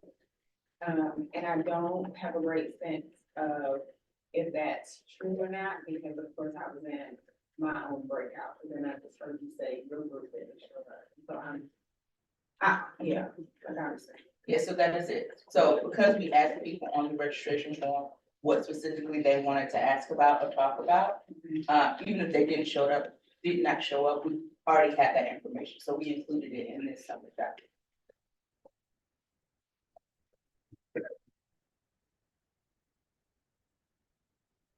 Outside of, because I was not at the working sessions, initially discussed, part of my task and part of the admin committee was finding data. But outside of people being able to share, did we have like slides there? Like, I guess I'm curious, like, I'm trying to backwards map to how we envision success for this activity, and if we feel like we got there, or if there are also other things we feel we should be. If the members feel like this met their expectations. And so we have to share it or it won't meet my expectations. So it's like, it's Sharing important. whatever we got, well, I'm not asking us to not share, I'm just asking in general, what, like, for people who attended, like, just like we would do with any other, when we had the report card sessions, we had the other sessions, did this meet our expectations, are the points of improvement, are there things that we're, like, felt like were really highlights? It's not a question, it's not about the I'm just curious. Yeah, I think for me, like, just to kind of remind of the context, like, it was initially like a compromise that we pieced together to like, not abandon the July public meeting, right? But then also have something in August in case we get feedback from the public before school starts. So I still, like, as we move to planning the calendar for next year, would recommend that like we take the break for the public meeting in July and plan an August public meeting. But that's beside the point. I think in terms of the success of the event, like the like the RCPs and the messaging obviously was successful. Like we were all excited about the number of people that were like going to like signed up. But I think there's also a reality of like the difference between who signs up and who attends. I know that even in the small number of people that were there in the Ward 1 conversation, it was us, like a very enriching and fulfilling conversation, just wasn't as robust as I would have liked to have been. So I think there's still ways that I think we need to think about outreach and like meeting our communities like where they're at. But I do think there's like promise in the virtual options because it's more accessible for people. Could you say more about the conversation in your breakout group? We had a retired teacher, in DCPS, a teacher who was able to kind of shed some institutional knowledge on some issues that we were talking about, and then, a very involved parent. Julie Camerata was like, so talking about some of the things, particularly around special education, that were kind of on her mind, but also the reality of like where our data is now and where we kind of need to move forward with ensuring that students from special populations have their needs met and their services received. I guess in my head, Sorry. Again, Just it was on last because I year. was in Someone Ben's. else- Sorry, thank you, because I was in Ben's group too. I just want to add that one of the things that special education expert said that why she wanted to attend was actually to listen to listen to the perspectives. She was hoping to hear perspectives by attending, not necessarily, she wasn't necessarily coming to make a point because she's already very actively engaged and we have read her things. Sorry to cut you off. No, you're fine. I know it's tough to figure out when to jump in. I thought this would be an opportunity for if there were any like serious issues in a building or anything like that, that people could kind of voice it so that we will have a few more weeks of possibly in that list of that rush DGS stuff. Or this was a big thing at the end of last year that was never resolved. I know previous years I got playground issues that came through towards the end of the summer that was like we needed to fix for the end of the year. So in my head, I thought that was the purpose. Again, I didn't attend, so I didn't know if that was an outcome. It looks like it was mostly like topics at hand that people were kind of interested in a broad scope and not necessarily like these are imminent issues that are happening in our building that we want resolved before, doors open. And there are plenty of those issues right now, right? So I think, I'm not sure if we need to maybe be like specific in emailing schools and principals, like if we were to do something like this next year. But like, I know, like, a lot of principals in Ward 1 have a lot of building issues. And we all are aware of other wards too, so, but we just didn't get them showing up at that. So to speak to yours, so to speak, Dr. Reed. I did the Ward A one. Mhm. We had two great people that were in there, but it was nothing about facilities or anything of that particular nature. We had an awesome conversation, Mhm. about what's been done, as far as what some of the standards that we've had, Mhm. some of the things that they would like to dig into a little bit more, special education did come up. But it was more like just having a really robust conversation, Okay. not so much as identifying problems that have been caught unaddressed or anything like that, or people like to see fixed for the school year. It was just basically catching up. I believe these two people, they hadn't been to a meeting before, so they kind of wanted That's to, good. an update of what the board had been doing. But it was a good conversation. And it sounds like, I think what Representative Williams said, knowing like the value, like we have two people who never attended a board meeting and we introduced some sort of virtual. And they have been able to access, when can we infuse these options?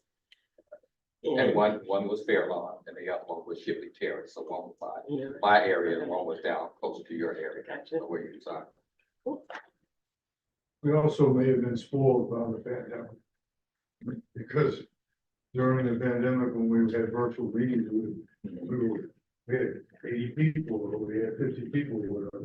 But when I heard the number of 73 people, I was really excited about that. It might have been just a vacation time. Like, well, it might have just been, it might be something we're thinking about doing as a extracurricular activity in the fall, maybe, just to have a virtual meeting about something. Just to see if that wasn't just a blip.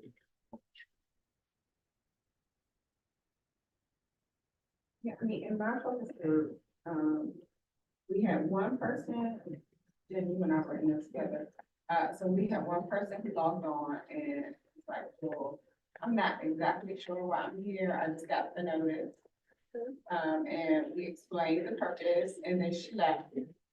I'm just saying, and because it's recorded, right? And then we had one person, I'm actually not sure where she resides. I think she had some questions about some board service schools who I had met before, but she was running for Congress and had heard some rumors. I'm serious, Dr. Somebody. Let me talk about that. But she had heard some rumors from the deputy mayor's office about closing. So she did not have facilities concerns. So Jen and I walked her through the master facility plan and the DMV process around boundaries and what do you call it? Evolving the boundaries. So we shared that information with her. And then we had a third person who was a Ward 7 resident, but also not about facilities concerns. And so we had 3 people who had very different purposes, which made it a little bit harder to have a conversation. But it did tell me something about what people thought, like how we messaged and what people thought the purpose was. Yeah. Yeah, I mean, I think that just kind of think, like, as we think of messaging, just being, like, it's hard to kind of envision interest, but just being intentional about our audience, or our intended audience at least, in future, if we have future, events like this.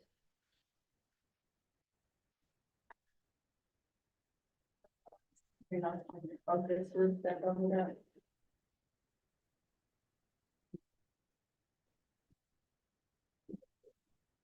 All right. That a delayed reaction, Representative Chang, or is that me that look at the card? That's you. Okay. Cool.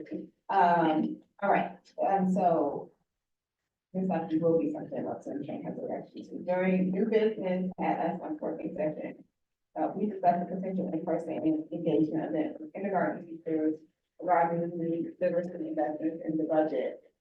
We're now going to discuss the progress and next steps for organizing this event. I know that earlier today, Representative Chang, make the meeting, but I know Representative Chang from the meeting. All right, so we're gonna have Representative Chang give us an update about the next steps for organizing. Great. Yeah, thanks. So I'll add just back up and remind the context, and the reason why we're doing this is, I think we have this amazing opportunity right now from the legislation and the funding. And I think it's really important that we live up to our role as your voice in education to help with the engagement work to make sure that it's implemented with fidelity and that the stakeholders that need to be a part of it are included from the offset, namely in this iteration, kindergarten teachers. And so this event is, as of right now, co-sponsored with the WTU and OSCE. I know that, thank you, Director Butler, for sending out emails to other agencies and institutions as well to get their, to see if they will want to support us. Ideally, we have a decision and can finalize the invitation by new teacher orientation with the WTU on Wednesday, this coming week. And I'm very excited. I think with the kindergarten teachers that I've spoken to, they're excited to have this chance to not only learn more about what the opportunity and what the requirements are, but then also to learn more about how to provide feedback loops along the way, which I think will only strengthen how we actually implement this. And also, I think it's absolutely important that we have their buy-in and engagement early on if we're going to do this right. So I think my where we are, and the staff did an amazing job the last week. And I know, the timing is relatively tight for this event on September 5th. Is once we have this invitation finalized, hopefully by early next week, would love the help of members and staff to invite kindergarten teachers to come. One of the kindergarten teachers I got to speak with this weekend reminded me that, they're getting a ton of invitations, and most of the ones they're getting by email.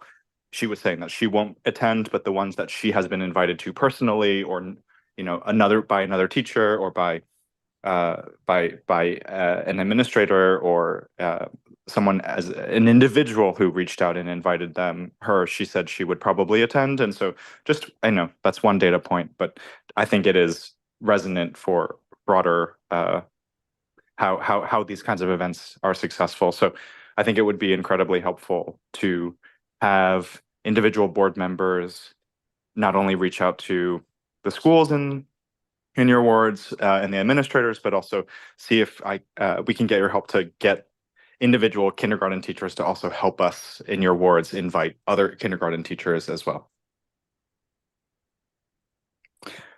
What did I miss to the team? So I would also say that the event is September 5th at the MLK Library on the 5th floor. The format will go from 4 to 7. There will be sort of a pre-networking mix and mingle from 4 to 5. From 5 to 6 is where we're going to build out the content regarding, with our partners like OSCE on sort of capturing feedback from the educators. And then from 6 to 7, it's sort of like a post-event networking reception. So there will be catering and whatnot. There'll also be opportunities for us to pass out SBOE materials to the attendees and those types of things. But once we finalize who the partners are, we'll have sort of a content planning meeting with them to figure out, OSCE has already, Dr. Mitchell has already agreed to have someone from their team to be a part of that planning and conversation of what the meat, sort of the content portion of the agenda will be, and how we can think of that, and sort of how we create an engaging and succinct, well-planned event. Other thoughts, questions, other than time?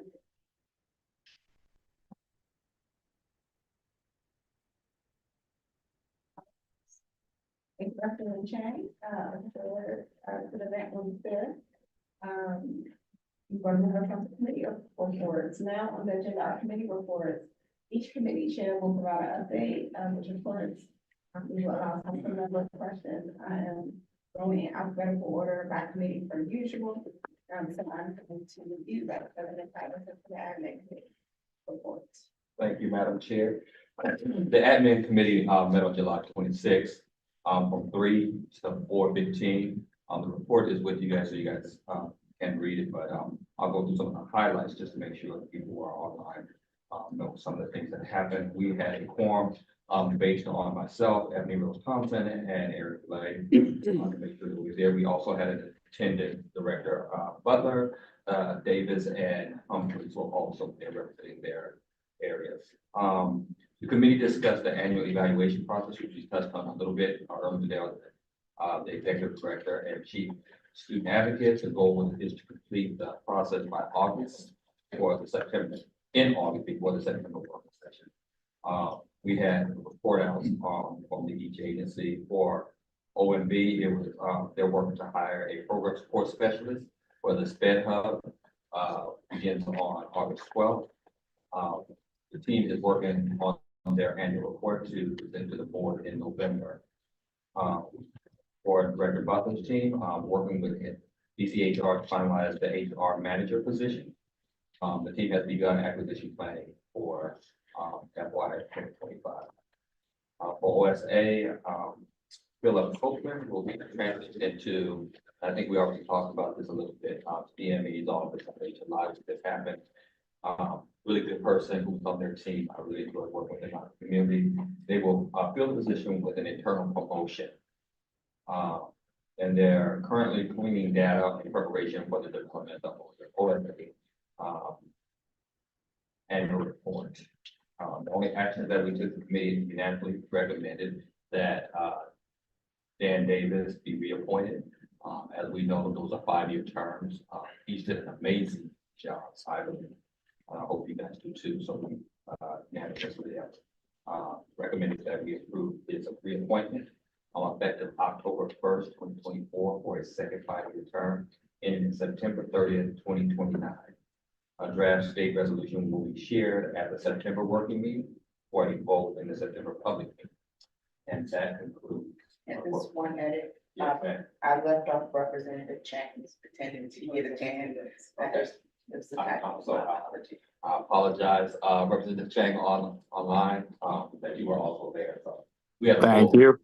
Thank you. Thank you.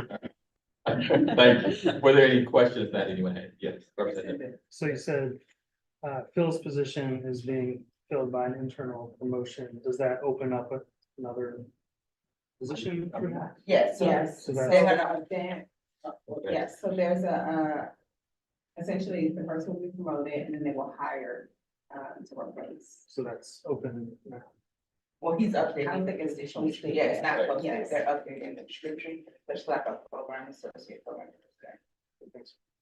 Thank you for that question. Any other questions? All right, college career and life readiness. To you, Representative Henderson. Thank you. So we discussed the kindergarten event that Representative Chang just updated us on. Representative Best is continuing work on engaging other agencies on AI. We talked about what kind of engagement we might want to do as a board around the graduate profile. So what we talked about was trying to identify some events that are already happening that we could possibly attend and then try to engage people in a more conversational type way, not a survey or anything like that. So we are working on identifying some of those opportunities. And as we learned tonight, OSSE's deadline is October 4th. So we are also open to any other suggestions for how you might want to do an engagement before October 4th. Looking ahead to that next step about graduation requirements, we talked about some of the things that Dr. Mitchell had mentioned to me in our one-on-one of issues that are likely to come up. And those include financial literacy, computer science, ways to create credit flexibility, which she talked about a little bit tonight, community service hours, and the issue that we've heard about from public comment before about special ed certificates versus diplomas. So kind of looking ahead to prepare the board for considering those issues, we're thinking about having a panel about graduation requirements. There's interest in doing that. So we will propose that as a future panel. And we're continuing work on a math resolution based on the June panel and hope to have that before the committee at the next meeting and then to the full board. And that is that. I will say just as a reminder, remember, but at the last meeting, you all did vote on the September panel. So the September panel will be on the graduate profile. Just FYI, we will be reaching out to, again, public meeting panel and also encouraging the public to come and testify about it. Yes, we also talked about things we might want to hear from that panel, which include maybe talking to someone from another state that has been through the process. We wanted to ask you, President Thompson, if you, since you proposed it, if you had specific ideas of panelists or questions to cover. So, I mean, like I said, I'm a big fan of North Dakota. And the work they've done. Virginia also has a portrait of graduate work and they're close to us. And have, at least in North Virginia, some shared regional things, so it's follow up. I think my question for the committee would be given, and the board, the committee and the board, would be, given we just had the presentation on where the graduate profile work stands outside of the October work deadline, how do we envision engagement? And what will be our role to be? Do we want it to be? This is unlike a lot of our other work with OSCE. This is not statutory, right? But it does have the opportunity. It is very much related to our statutory work and does have the opportunity to very much bridge kind of across the public. So I do think it will benefit from as much engagement as possible and definitely thoughtful engagement. And would love to hear from members how we see ourselves best contributing to that.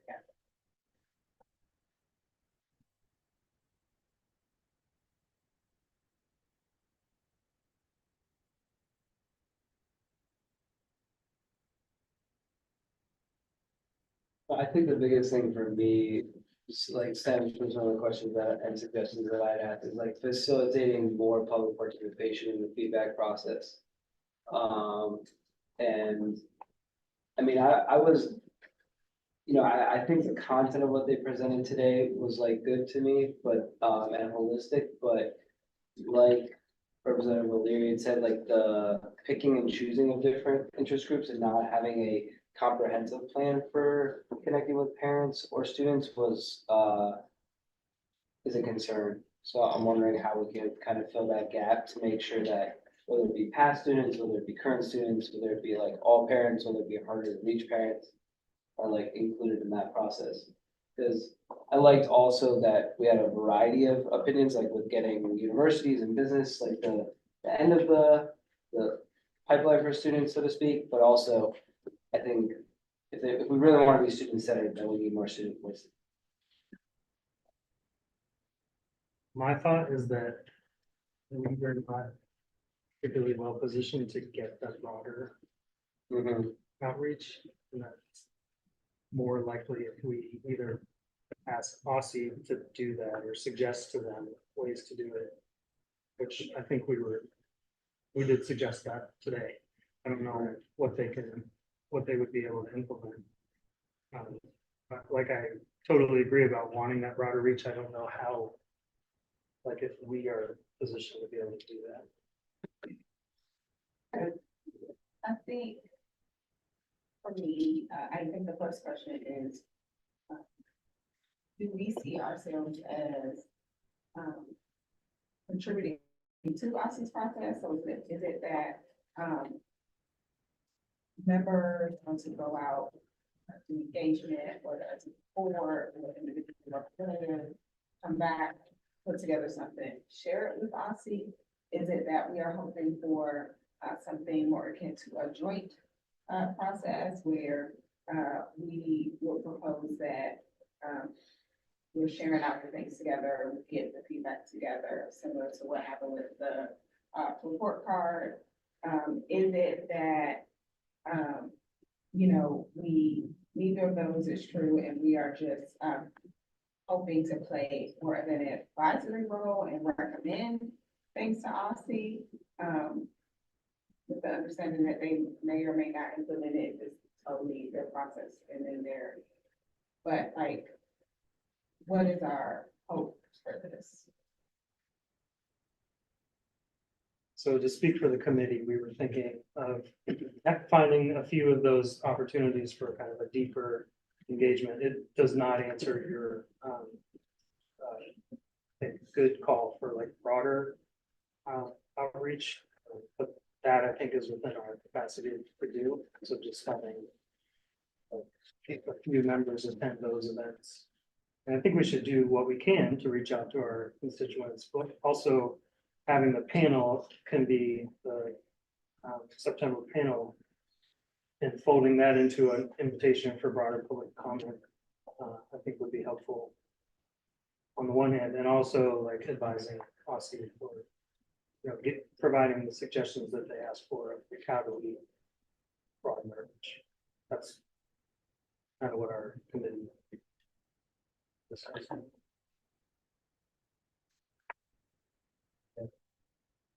I see that as feasible.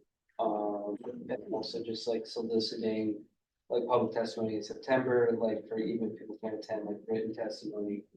I think the only main shift that to me would have been consequential for OSCE's approach would have been from focus groups to surveys.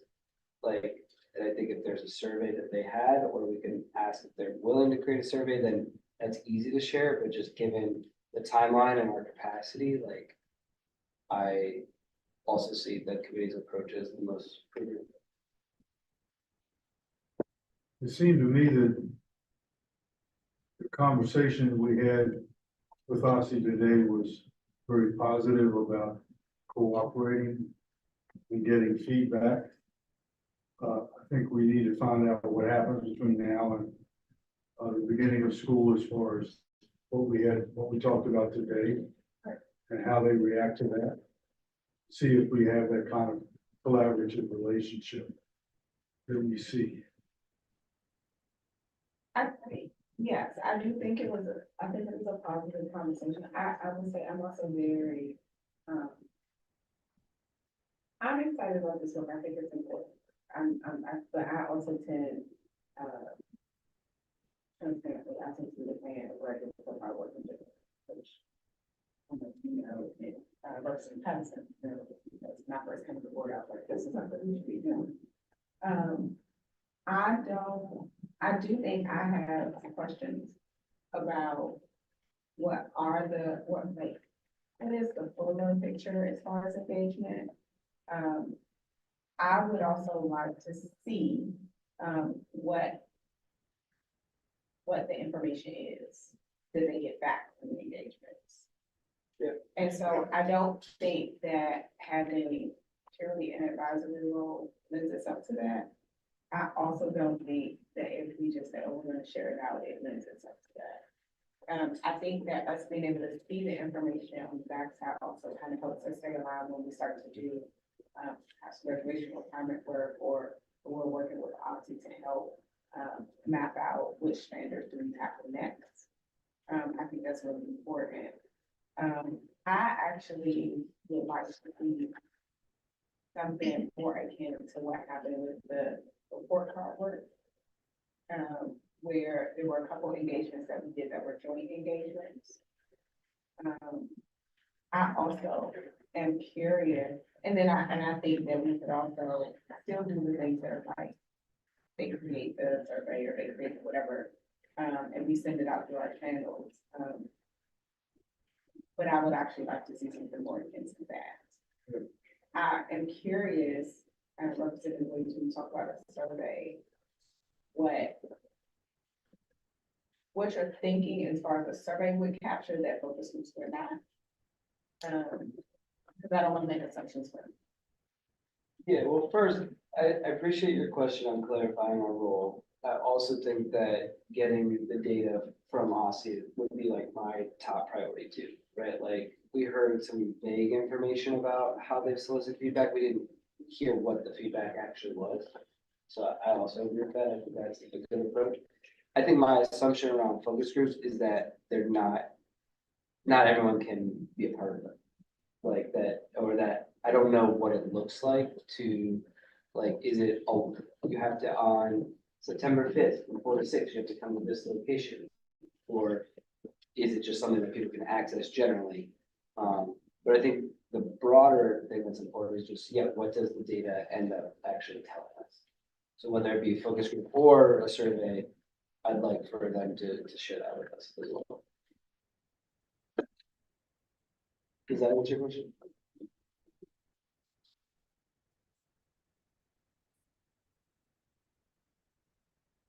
To the final thing of the committee, if we're done talking about it, that's what it was. One is that the committee had decided to reschedule our October meeting, but at the time that the report was written, have not decided on what that date would be.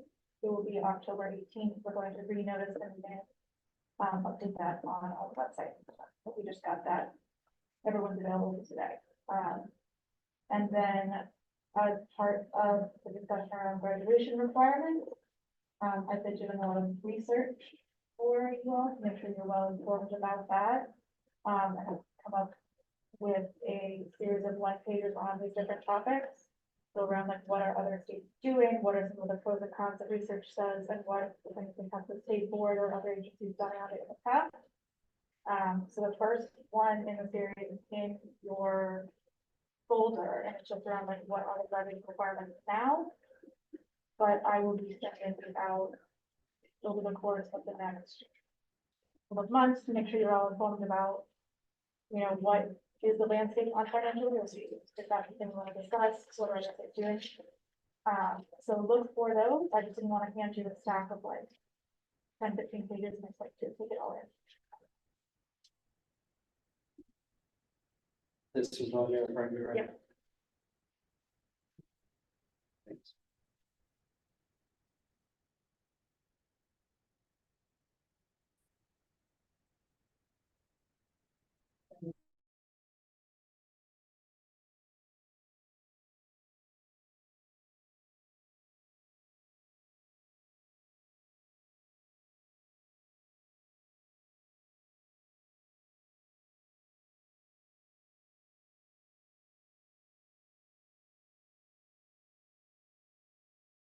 I think about what is the best next step, or what the follow-up looks like for OSSI.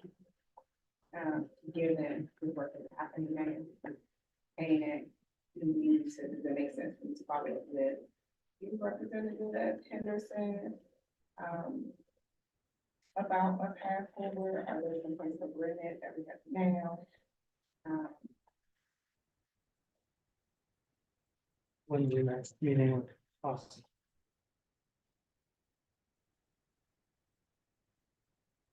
It's the second. So that would be kind of. Right. Why don't we talk? And we can propose something back to the board. Is that a fair next step? So I want to make sure that we agree on something before we try to get an agreement with.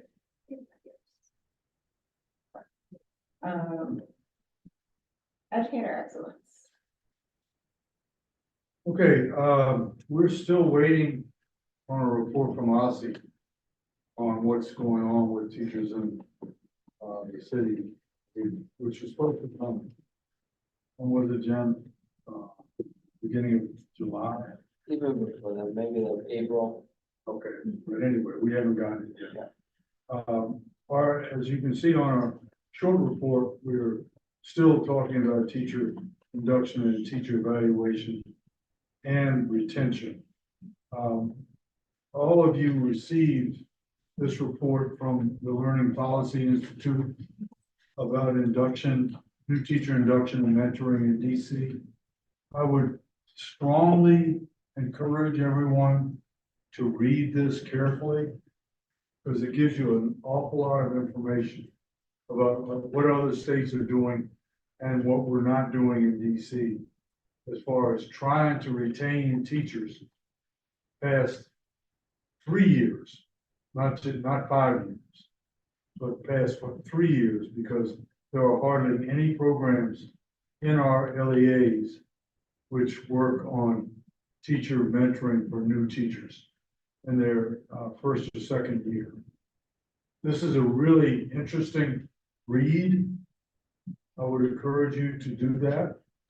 We're going to, we're working with both of with DCPS and with OSSI and trying to find out the information about what kind of mentoring and induction services are offered. It gives you a good look at other states and what they have done, some very positive mentoring and induction programs that would be good models for us in the city. We need your help and that we want to get started on this. I think it's important that we work towards a resolution to try to encourage the systems to work with those brand new teachers so that our teacher retention would start to improve, since we're still around 20–25% of losses of teachers every year. Representative Henderson, Williams, did I miss anything? I think just in terms of some of the products of what we're thinking about is that the teacher induction, the committee is studying teacher induction and looking towards moving towards a report, like as a format that we can recommend, like kind of like, even if it's something, I envision something not super comprehensive, but just something like the crosswalk that we've done, where we summarize kind of what's out there and what we think recommendations could be for the city on that area. I'm not sure on the timeline of that or what seems like feasible. So that's one thing we're trying to figure out.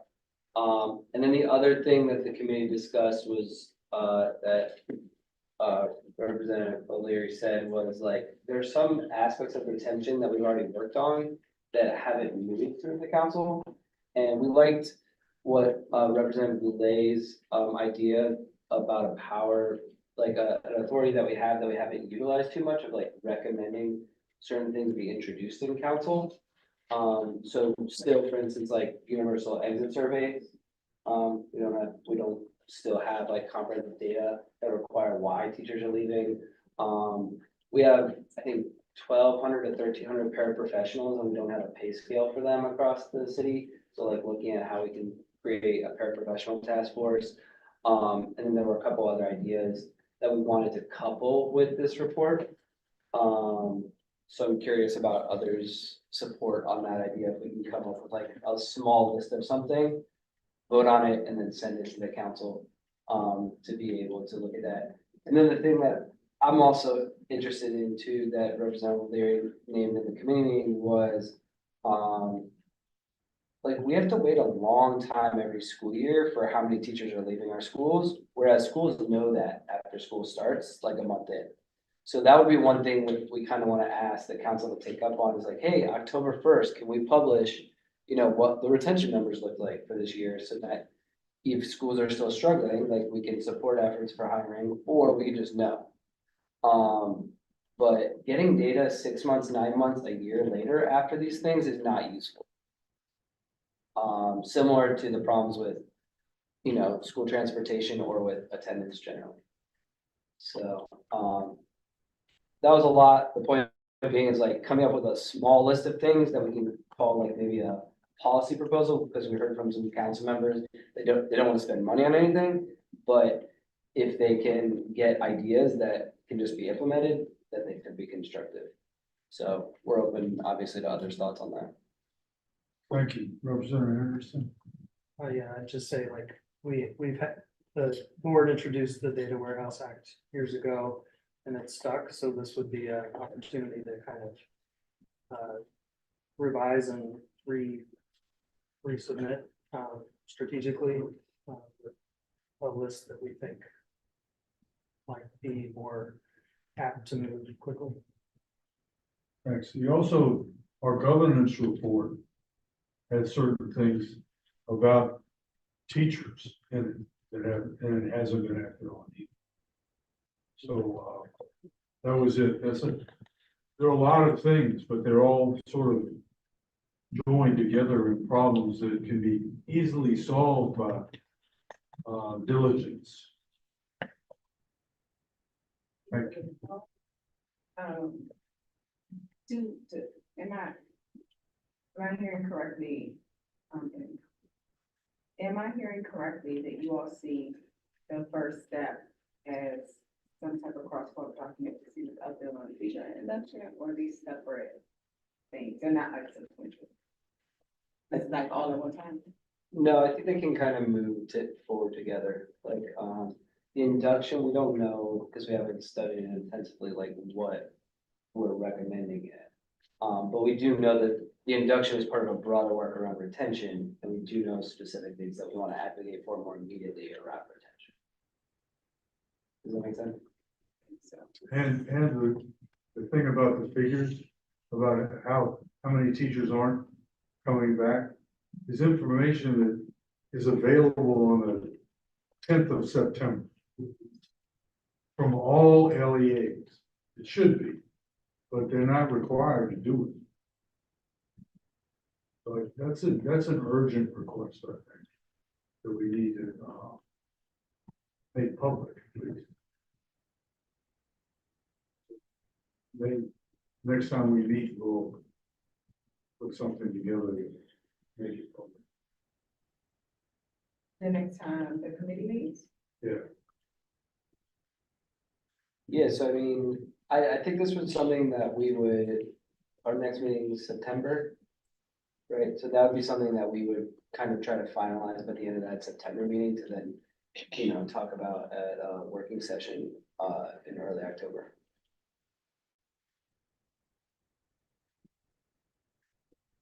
Yeah, do others have general support of that we can kind of fine tune what specific things we're have enough consensus around?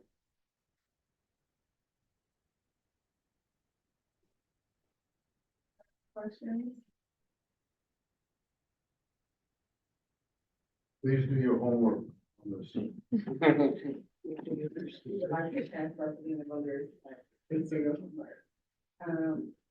mentoring and engagement. Yeah. So, Darren did a great job taking notes. It was a really robust meeting, so feel free to follow along with the highlights. I'm just gonna kind of summarize 4 issues. So one, Representative Goulet already mentioned with regards to the student health piece, we're gonna be working on a resolution to follow up on some of the core issues from the panel. Are there any outstanding questions or wonders about that, or things that issues that you would like us to consider in crafting that resolution? For nurses. For nurses, yeah. Yes.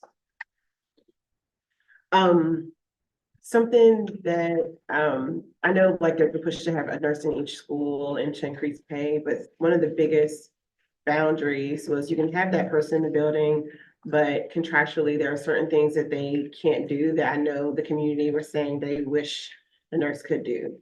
And that kind of arose during some of those issues, like, of course, during the pandemic, where it felt like nurses were just observing students versus doing any implementation or interventions. But they were often saying like it was because of like contract. So I'm curious of what are some of the barriers to like some of the interventions that, I mean, I get, there's liability, but are there any interventions that like our students need that can be adjusted? I don't think, I mean, I know contracts are a big issue, so it might be the line like exploring, in the resolution could be like exploring any contractual boundaries that prohibit nurses from administering certain services. It also has came up when Representative Best was holding his panels related to epilepsy and some of the asthma. Well, I know, I think Councilmember Henderson resolved some of the asthma, but like there are individuals in the building who are supposed to be nurses, or who are nurses, excuse me, who can't necessarily do certain things, but it could be a measure that could make the difference in a child's life. So if we can explore any of those boundaries and what could be on and off the table, yeah. I'm definitely interested in talking with some of the nurses on that. I wonder how many of those boundaries are the allied health professional class versus the true nurses, because I'm not sure. I would think the nurses could do those things. Yeah, I'm not sure what it is, and it's worth digging in and researching. I remember the children, stuff like contract came up during the pandemic with that cadre of nurses. Okay. But I can't remember exactly what it was. It's been some years. But just like exploring, and even if our resolution, we can't get into the meat and potatoes of exactly what those barriers are, because of course it's contracts. Maybe we can just talk about or give a suggestion of like, can we explore where some of those boundaries or those like things can be like alleviated so that kids can get the true like nursing care. Even though we couldn't mandate it be changed, we could resolve if we find something that's problematic and kind of creating a barrier for effective care for the youth. We could put something like a resolve clause in the resolution to ask that it be considered in the next contract. That would be, yeah, I think that would be within our purview. Say for sure. Thank you. Yeah, thank you. I think the other thing that flagged for us too, that was concerning for me from the panel was like the cluster model, and like in which like not, and that has already been something that, Representative Lay has raised, and that we plan on attending to. Okay. I'm curious to that. I wonder if someone can find out like how they decide who has a cluster. I know, just as a parent, I've gone to like lots of school and I always ask if they have a nurse. And every one of them said, yes, we have a full-time nurse. So I'm just trying to figure out where the clusters are. Are they in like smaller schools or are they in parts of the city? I know the public charter school board shared about like a spreadsheet of the clusters in their newsletter. I don't know if it's over over the summer, but we can look for those. It's like sometimes it's like they have a nurse assigned, but they're not necessarily always in the building, and so they like have a nurse. And the nurse might be there, but it's related. I would love to see that too. I think that's a great request that we could make, like the cluster staffing model, because when they're saying maybe they have a full-time nurse, I think the question to follow up is then, is that full-time nurse in the building? Or are you considering a full-time nurse, somebody who's floating like amongst 4 or 5 schools? Because they may be using semantics with, and they say, yeah, we have a full-time nurse, but that full-time nurse is also covering 3 other elementary schools or something like They get that. full-time pay. Yeah, so so, and I think that's the biggest, one of the biggest complaints the nurses make is like, it's a quality of life and quality of job issue when you have to travel around, you don't get to know your students and your parents, and you're constantly going from school to school instead of having a home base. So, yeah, I can't wait to work with, the committee chair on this and, on figuring out ways to address it. And with the staff going to then request, the model, or should we put it in a request for it? What do you think, Executive Director Butler? Well, I mean, based on what they told us, this is done by the Department of Health. It's not done by DCPS, that I do now. Okay. That was very clear. Batman, you can always send that request. Okay. The director of the agency. He or she will direct it to the appropriate staff and contact team. That would be great, because that'd be really helpful to have to see what the plan is for the fall. And can guide any recommendations in the resolution. Good. It would be good to phase that out as we added nurses, like, because the traveling thing, I think is a huge issue. So, if we had a complement of nurses, we could get rid of it altogether. But that's gonna take a lot of hiring to get there. And another piece of that is retention of nurses, when we complain of nurses, and it's not staying at a single school. Yep. So using that angle as well. We had that same battle about librarians. It's a different battle. But that's interesting about full-time nurses. Yes, we have a full-time nurse, because she's a full-time nurse. But she does not full-time in the building all the time. She's a full-time nurse in Fulton. Or he.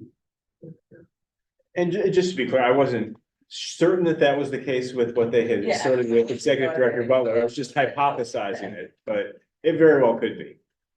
Because I know a lot of them are floating about, Right. and that's not what The anybody whole wants. concept that we got from all of the people that testified was, what happens if I have an asthma attack Yep. on the day that the nurses are in the building? Exactly. That's the bottom line.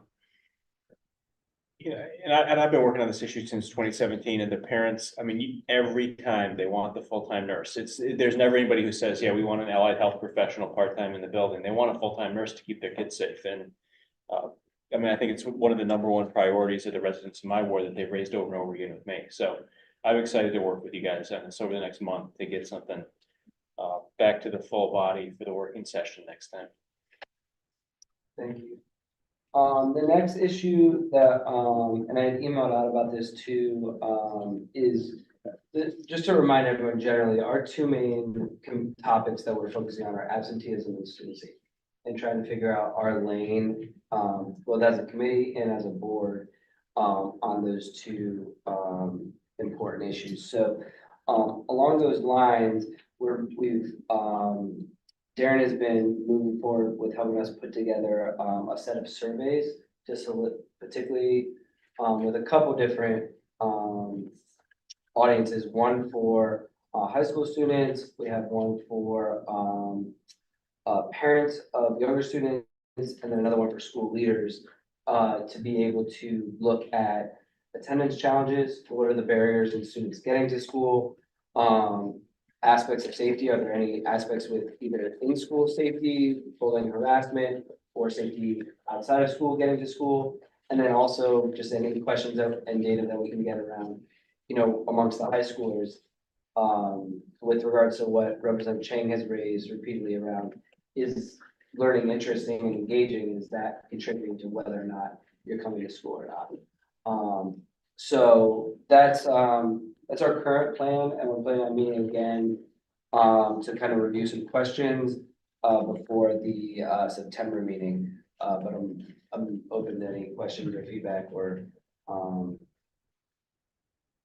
insight that people have about moving that forward. The goal is to be able to also get data for this school year, because we don't know what those issues will look like this year. We just know that they've been problems in the year past, but then to guide our work on those issues for the remainder of the calendar year and school year. Can I add to that as well? Yeah, please. A quick update,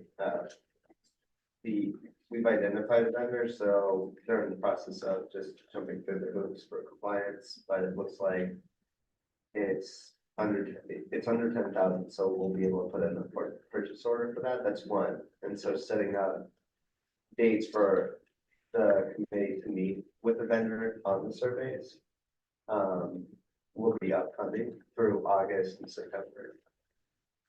Another piece to that is also not just the survey, but a sampling plan of what does a representative sample look like in the city. So I think it was Colleen, to your point, but for anything, it's not just this study on safety and chronic absenteeism, but things like the graduate profile studies, being like, who should we be hearing from? What are sampling goals? What do the sampling goals look like? And what is the best approach? And so that was part of the statement of work, was both to develop the surveys and to come up with a sampling plan.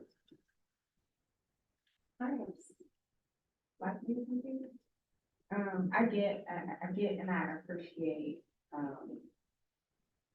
getting data around why students are coming to school or not coming to school.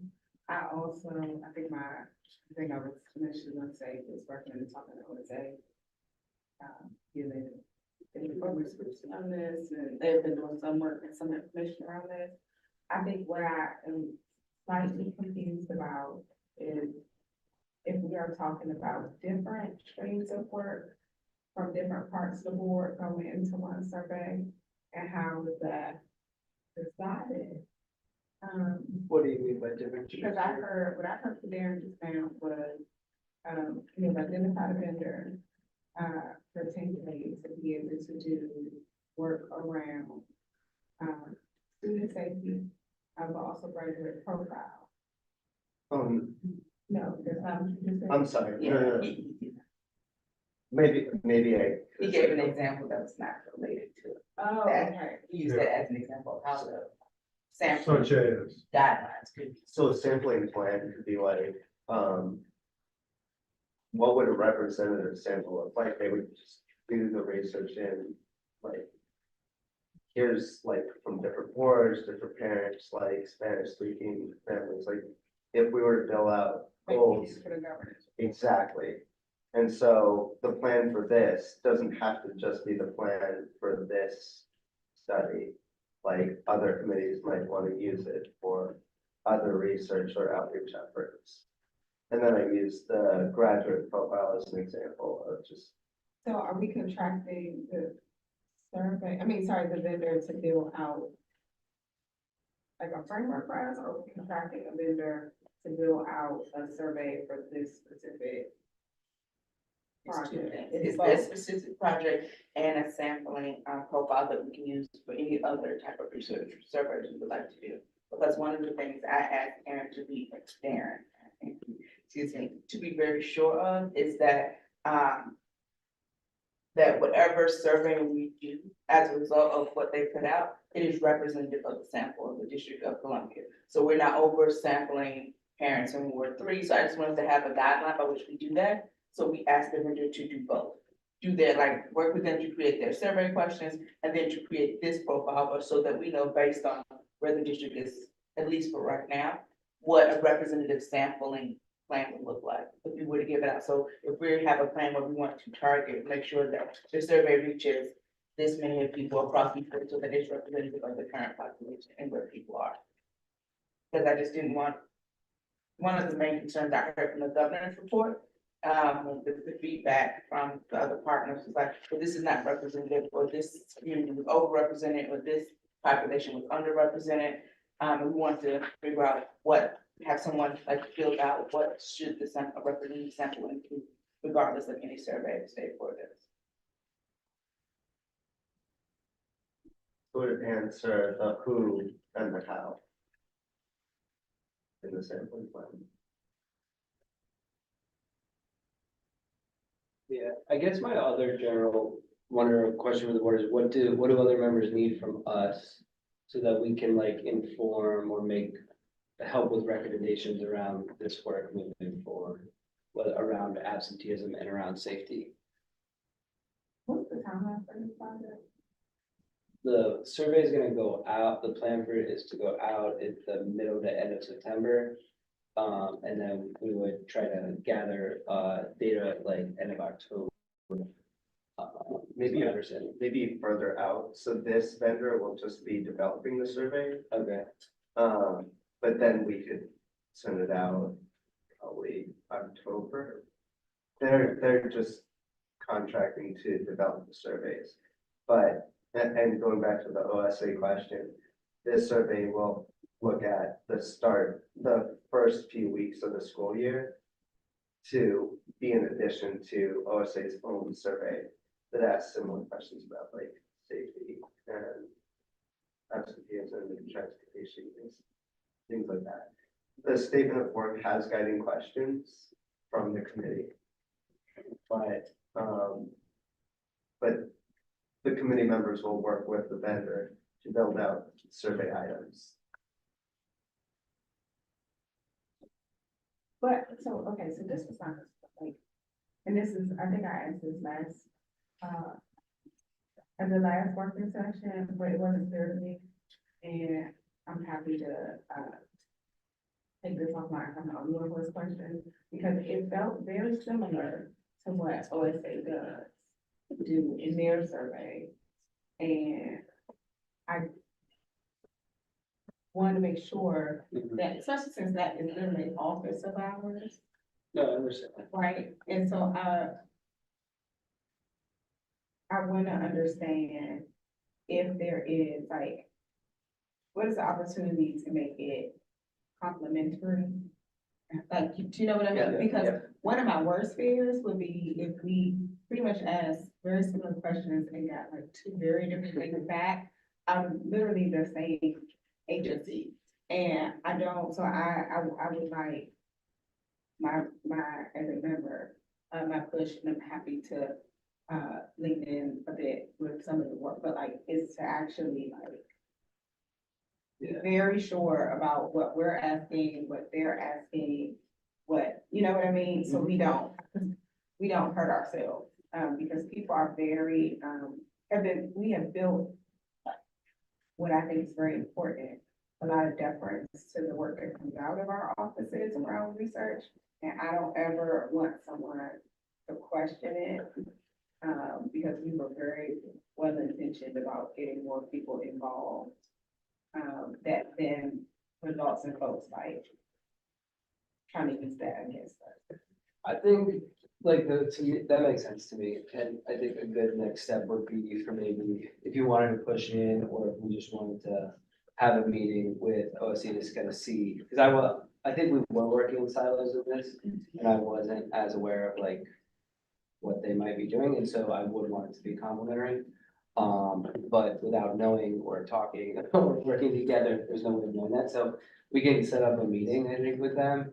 And kind of see what's on their agenda, what we're asking, how we either combine efforts or support efforts.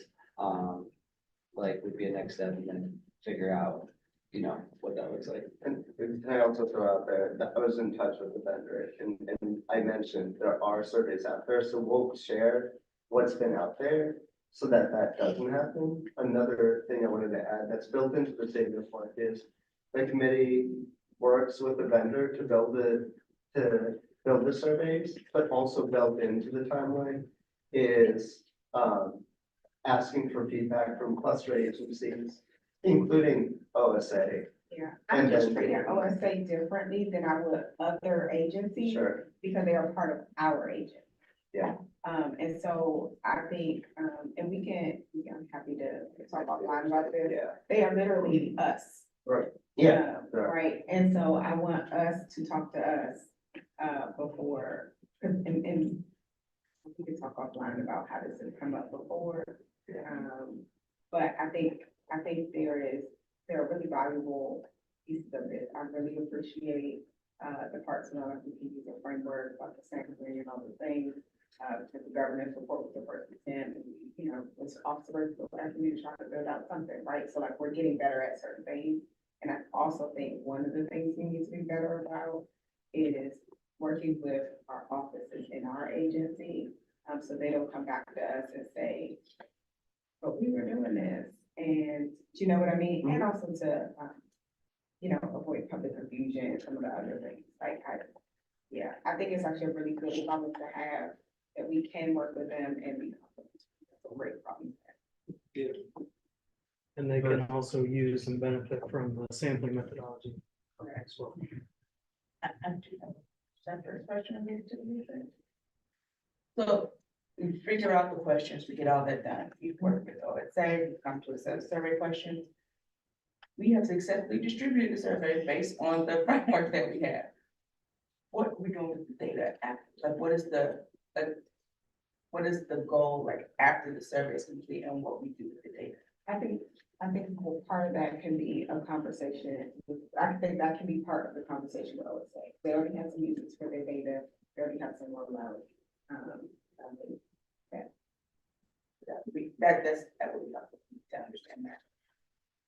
Yeah, and that kind of, I think, bleeds into the next thing, just around the committee's role of broader absenteeism. Like and that was part of the intent here, right? Like in getting a student voices, on that issue. Like, does anyone have a clear sense of where things are in the council with regards to this issue and how the board wants to, or what the board wants to advocate for, like when they revisit this in September. Cause like, I'm deeply concerned that like we don't have enough support for schools. In being able to make sure that we're encouraging, supporting, intervening with getting kids to school. And I'm not clear on where the council is standing with this. Well, at the moment, the council's on recess. We do have, and I don't know if my doesn't have a chance to take a look at yet, because I know we sent it out feedback. But we do have the crosswalk around what is proposed. I think that's a good starting point for what's on the table. I will also just encourage us to, given that document, think about what conversations we would like to have. If there are particular things in that document that you do want to move forward, with, it does have recommendations around like, here's what's on the table, here's what's missing. And so maybe we can even set aside some time at our next working session or something to talk through that and get a sense of, because we will have another breakfast with the council coming up. I would assume that this is one of the things because it would intersect with council work that we could talk about it. Similar to last year. Yes. That would never be my annual practice. Do you know what season that would be in? Like, is it like a Ideally in fall. fall? Yeah, it was like all last time. Last year was in October. We reached out, some staffers.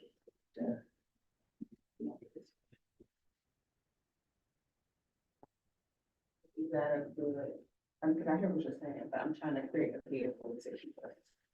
So if it's on the, or is it better, is there something else? If it should be open committee, when we talk about this, and then we're not going to meet in August. I mean, I think putting it on a working session agenda for September sounds good, just because the council won't have moved by then. That's all only other idea I have. Well, we testified too, like you testified. Yeah. For the board, so that we have a starting point. So maybe revisiting The testimony. the testimony and the crosswalk to just see where we need to push. September is attendance awareness month. Yes, it is. So we are, well, Andrew and Catherine are planning several, at least social media engagement and posts around that. And then that is actually when we are planning to likely release the crosswalk as well as part of that. It is not public yet. Correct. I mean, people know work, not secret. Yeah, and but it's not been published yet. the Chairman Mendelson's office has draft and are reviewing it and will give us their feedback before we finalize it. Other things, And you got voter registration. Oh yeah, my last thing was voter registration. I just received, so sorry it's late, but I put it in everybody's, it's just kind of like where the voter registration work was. I think at this point, a couple of things to know, which is also in the meeting notes, is September 17th is National Voter Registration Day, and the following week is National High School Voter Registration Week. So the League of Women Voters and the National Williams Foundation want to have a strong push at schools that week of September to register, register students across the city. So the asks, I think, are twofold. Like one, any suggestions around what that looks like, how to best make sure like that we reach as many students, and then two, there was a need to follow up with OSSI and the Board of Elections to get data on how many students registered for the primary season. So they want the National Women's Foundation, which does this work nationally, has asked that the data be broken down by ward, school, and age, so we can kind of get that based on. For the primaries? Yeah, So for the primary. So wait, I thought I mean, I registered probably 95% of my students, like. Oh, so they want that information from what happened at the end of last Yeah, year. so that we can also know kind of like as a starting point and a basis, what schools we need to reach out to this fall to register. So to the, for one, I want to say to both of you, I do think if you want to get more high school students involved, this would be something, to be shared on at the first SAC meeting.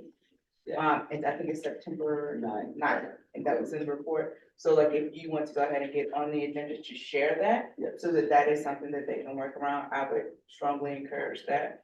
And then the next piece is that when we met with, and this, I think this was even before Dr. Mitchell was interim, but I think the last meeting with, Dr. Grant and the team to talk about the voter registration and the data, they said that, they were waiting on a file from you to share, Right. and so that they can then compare it.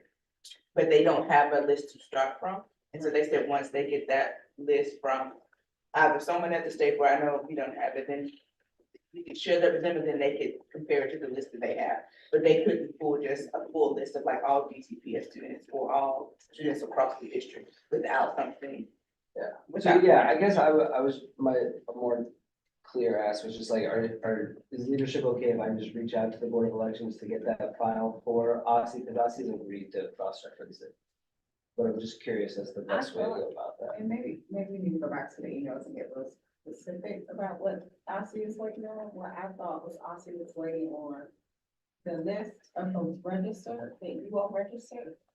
Well, Send to we don't them. know That's if how I we understood it. registered them or if they just registered on their own. Right, so they were looking for the list of folks that you all had like actually reached out to register, and then they were going to work with Board of Elections to confirm that they were registered. That's how I understood it. No, I think And it's I not think obvious. that maybe OSSI is also, confused because that's what they proposed back. Because they said they were waiting on you all to send that over. And so I think we should go back to the emails, and get on the same page, But because that's what, I think what's needed and what can be done is like that the Board of Election just gives OSSI a list of all the students that registered to vote. And then OSSI can kind of, can look, knows how many students we have in different places throughout the city and then can cross-reference it. possibly, I don't wanna speak for other agencies on what could be done. Right. Because I know that there were proposals that came from the League of Women Voters, all of which we shared in previous meetings. And we were told very clearly, and it's been a couple months, and we're gonna stay for the day, what could be done, and I know we came to a solution. And so I just wanna make sure we stick to that solution, that you can get what you need, and that we can keep, the project moving forward. So what do you think is the next step? I think the next step is just to go back to the email and make sure we are all talking about the same document, and that is the thing that will be produced. But who's gonna reach out to the Board of Elections, is what I'm saying, like, will the leadership do I that? Do you think the want me next to? step is actually to circle back to OSSI. Because it seemed like OSSI and the Board of Elections. And so Well, I they have to haven't go back. talked to each other, like, that's the thing, we don't know what the Board of Elections can do, and we don't necessarily, I don't think we're clear on necessarily either things. What I'm basing it on is what the Board of Elections has said they would do in meetings with them, because, LaDonna, I can't remember her last name, has committed that she could produce a report. And, but there just needs to be contact with her. So I would like to make a recommendation. I think it may be helpful, similar to what we've done with Representative Best and Representative Chang regarding like member specific things. We met with them, with board leadership and with staff and with the members, to talk through next steps. I think it may be helpful for all of us to do that here with board leadership and Representative Williams and the staff, so that we can all be on the same page and like see the email at the same time. And then just be very clear, because we have notes and follow. So I think that process has worked for those previous two engagements, and that may be an opportunity to use it here. Because I feel like maybe some of the stuff is getting lost in emails, and there's like a separate meeting with the OSSI leadership, And so it may be just an opportunity for all of us to get on the same page during that time. It could possibly even be translation. Yeah.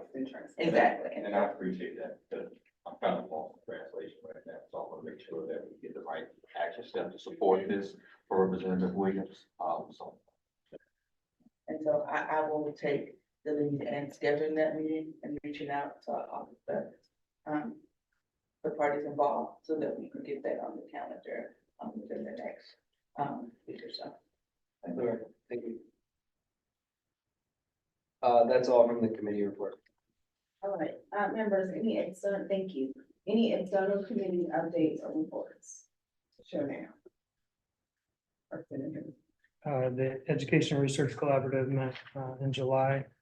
And I will just highlight for everyone that there are 4 studies or 4 they call them a release of information based on a study. So one has to do with the equitable access option for the school lottery, which was done by DC Policy Center. And then there are 2 upcoming briefs coming from DME's office about DCPS and charter school alumni after high school. So that would be, very relevant for our graduate profile and requirements work. And then Empower K-12 has done work to create an education data inventory so that you would be able to see kind of what data is available and how you might use it. So that also would be relevant for work that we might want to do, to just be able to go to this tool and see what data is available and where. And then I'll just say again to just continue to think of the collaborative when it comes to any research questions or projects that you're interested in. Any questions? Do, comments in that Horizon for the supports, I think so they're all coming soon. Have what? Oh, Horizons? Yeah. I don't have a hard date, but soon I can share a link. Under external committees. The Environmental Literacy Advisory Committee met last Wednesday. And they previewed for us some tools that they've been working on. The dashboard and a map that helps visualize different outdoor learning opportunities. And different schools to be able to go to a school and say, do they have a greenhouse? Are they LEED certified? Do they have an outside classroom and all of that sort of stuff?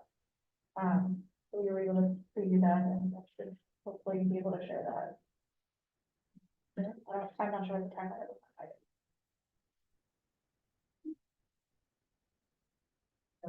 Committee, school committee, that committee is in constituted because we're unclear what's gonna happen with the budget items. They, or I guess we are going to think about what it looks like to do better engagement to protect our communities with the budget item moving forward. Was pretty much the discussion point. No hard details on that yet, but it is something at the top of the committee's mind because they had disbanded. So that was what the scope of our business was thinking about some of that. One suggestion, which members might be interested in, is taking some of the folks who get to make decisions on our budgets on visits and other things that might help them better understand. Community schools is one of the, discussion points that came up was what data do we have to support the different levels? Thinking about how we proactively share the value. But no answer yet, just that is the question. Any other external committee reports? All right, moving us along to new business. So, What I see on our agenda for new business, and I'm gonna ask if there are any additional items. We have the draft 2025 meeting calendar with the artificial turf resolution. We also have the Ramada routes discussion, it's in the email, it's actually a memo from OSA. We do not have ceremonial resolutions on here. We don't keep ceremonial resolutions on here. I know, I'm just noting it, because I talked about a ceremonial resolution for Mary GB, but we don't have to put that on here, so I don't want anybody to be concerned that is not here. Are there other items, that would or should be in the business? Question, are we gonna wait for the Mary Levy resolution or do that now? Oh, so that's what I was just saying. So ceremonial resolutions are not part of the business, they don't need to be. Okay. So that's why it's not on here. Okay, well, I was making sure we were holding space. So yeah, so we will, just circulate a draft of the resolution. If there are items that folks want to put in the resolution, just send the email to Jen, of things you might want mentioned. But it is not on the business. We don't tend to put ceremonial resolutions on the business. So I put it on here. Anything else that should be here or people want to add to here?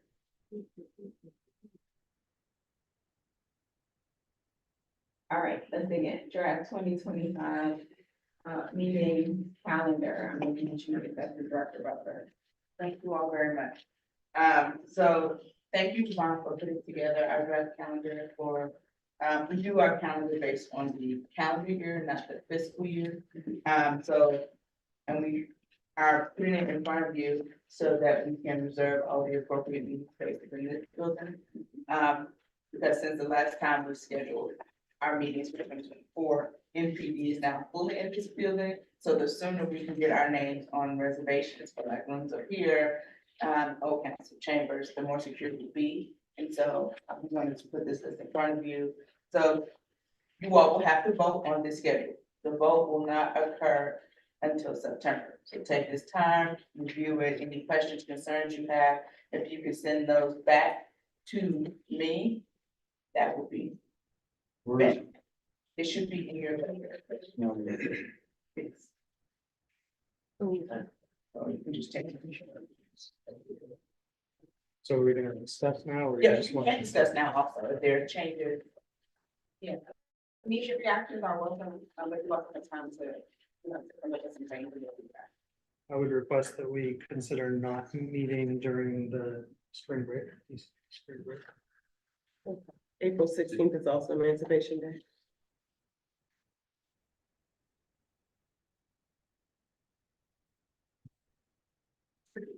Thank you.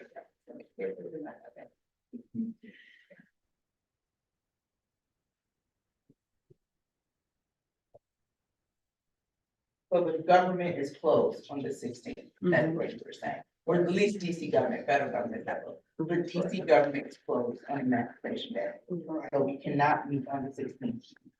Even though that is spring break. So, one, it definitely will not be on the 15th, the government's not open. But the second request is that moving it to like a Tuesday or another day that week. Representative Henderson, we want to move it to an entirely different week altogether, because that is spring break. Yeah, we don't need to move it up a week or back. One or two, would be back to back or.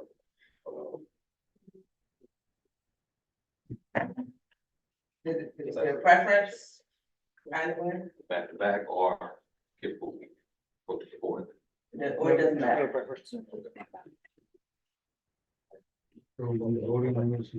No, we have to Hold on vote. now, at just the public. suggestions right now. Yeah, we're gonna make changes. I would move it back because and then it's coming up in the work session. I don't want to. That's gonna be around budget time, basically. So that's 23rd. We'll look at 23rd. No, the ninth, right? So we No, meet the I'm first one. suggesting to move the meeting back a week instead of up a week. Right, to the ninth. No, Down. I'm not moving the working session. I'm moving the public meeting. So the public meeting is currently scheduled for the 16th. Right. I'm a week later. I'm suggesting to move it a week later.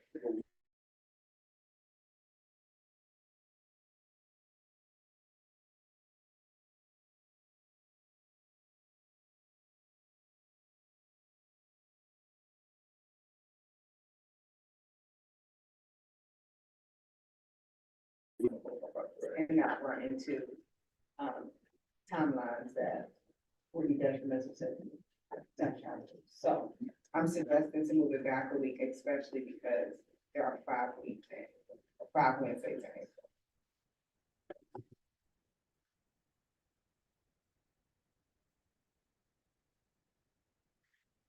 Devon, were there any dates and things that you wanted for us to discuss or any options you wanted us to consider? Or make a decision? 1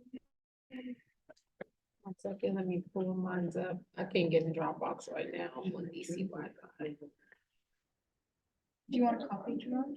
Yeah, sure. It's just summer. People have. I think I do it. Yeah, I'd like Thought to process. make the suggestion from previously that instead of doing. About all for sure. There we go, we got it. Thank you. Oh, really?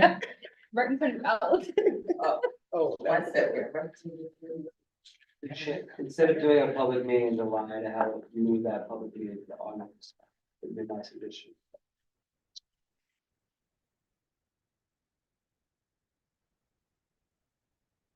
Oh, I do that. That's. So it'll be the 13th of August. Number 20.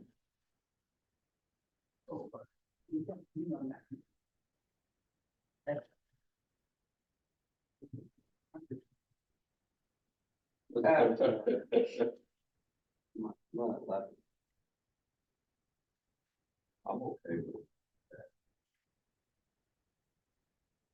Well, plan it out. I mean, I think staff is fine also feel like you're going to get, that is the week that teachers go back to school. And I think a number of church schools are already in school at that time.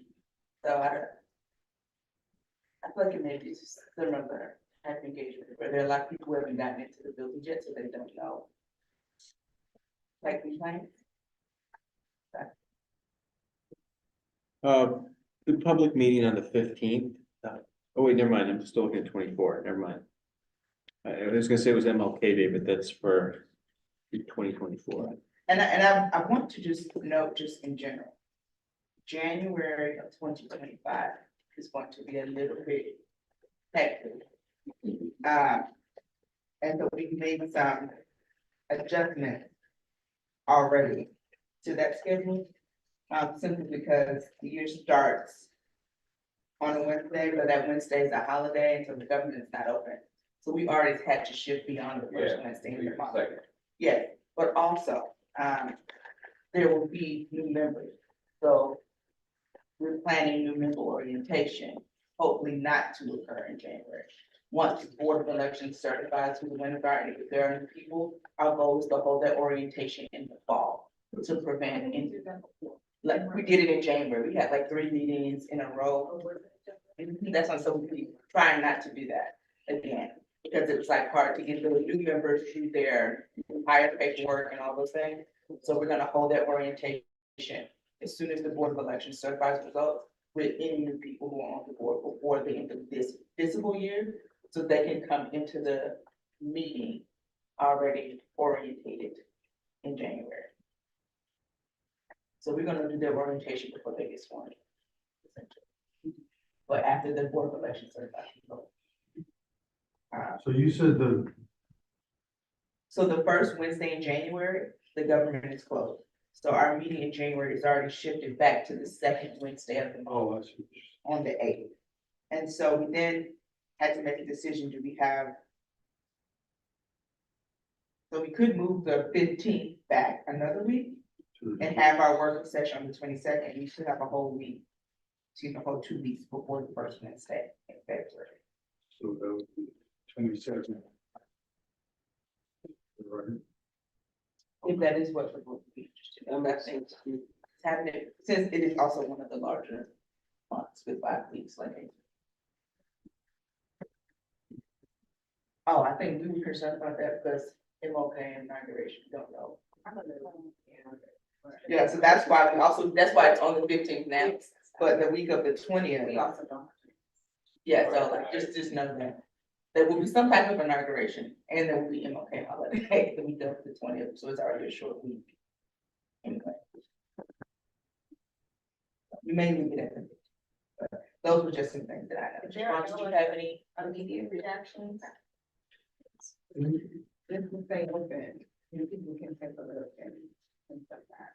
And those emails should go to Sean, to me, for me, so. Artificial turf resolution, Representative Chang.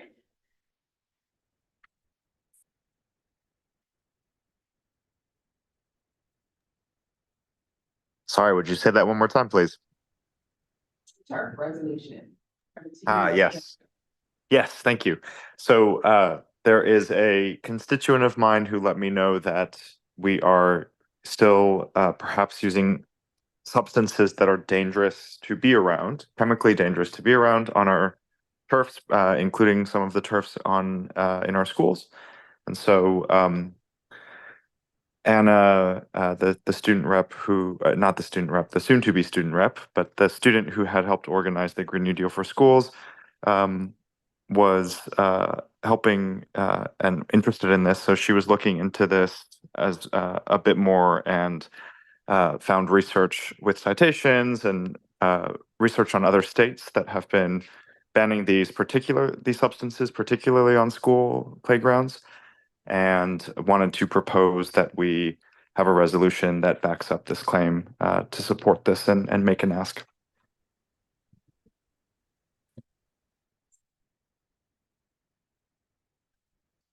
Members, any initial reactions to this? We need a whole lot more research than that. Yeah. Before we write a resolution. Maybe I should put it like this, members, who want to learn more about this topic.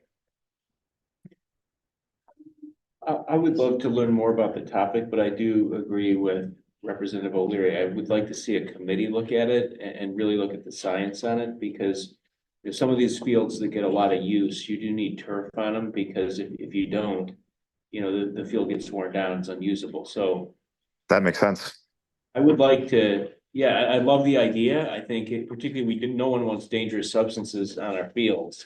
So if they are dangerous, but I think we just want to make sure we reach out to really a cadre of experts on this to find out if this is something that's, proven science or emergent science or what it is, but just so that we don't get ahead of ourselves. And then talk to DGS too. I think that'd be helpful to speak with them on it. That makes sense. Yep. A lot of this research was also done by Montgomery County recently made this a rule. And so they have a ton of resources that they've put together. But I do think, let me clarify the ask, it would be to be able to spend some of our staff time thinking about this and helping us look into this more and learn more about it. I think I would, so if it's okay, I think looking at what vehicles we have, I would prefer this to student experience and engagement, because that's the place I think it fits. I don't think it fits in college career and life readiness, and I don't think it fits in educator excellence, and it does not belong in the admin committee. Student experience committee, is that amenable to you all? I mean, I'm willing to talk about it. I don't know what sounds feasible for acting such right now, but we could talk about it. You know, so, Representative Chang? Yeah, I'm happy to. Thank you. Next agenda item, the modern routes, discussion. So this is a, partially a friendly reminder, and, secondly, a question about, that's next step. So, the Office of Student Advocate, has produced a memo, it's not public yet, about the newly proposed for model routes. What no one has done, outside of our Office of Student Advocate yet, is look at that in relation to how students get to school specifically. That memo is in you all's inboxes. The question is, so that was a friendly reminder if you've not looked at it, yes. The question is there enough interest for members or interest, sense of importance for members that we should send something collectively with the Office of Student Advocate as a board. If not, then of course members can send their own individual letters, correspondence as elected officials, because yes, the public comment has closed. But, so that is the question in front of us. Just trying to gauge, so we know what's on our docket. First, that either of those sound like a helpful next step for folks interested in doing something collectively. Or if there are not enough folks interested in doing something collectively, we can do something as individuals. Are all of the wards involved? All of the wards are affected, every single one of them. I mean, I know Ward 4 is involved deeply in the cancellation of the bus.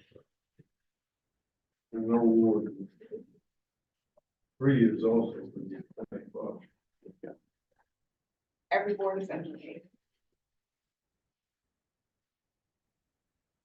I'm supportive of the. I don't want to take the silence as consent, so is anyone opposed? Definitely not supportive of it, for sure. All right, so, helpful, next steps. If there are, things or things that you all would like highlighted or elevated, please respond back to that email. Kind of pulling things out so we can have a starting point of what should be, in that letter. Because like I said, public comment is closed.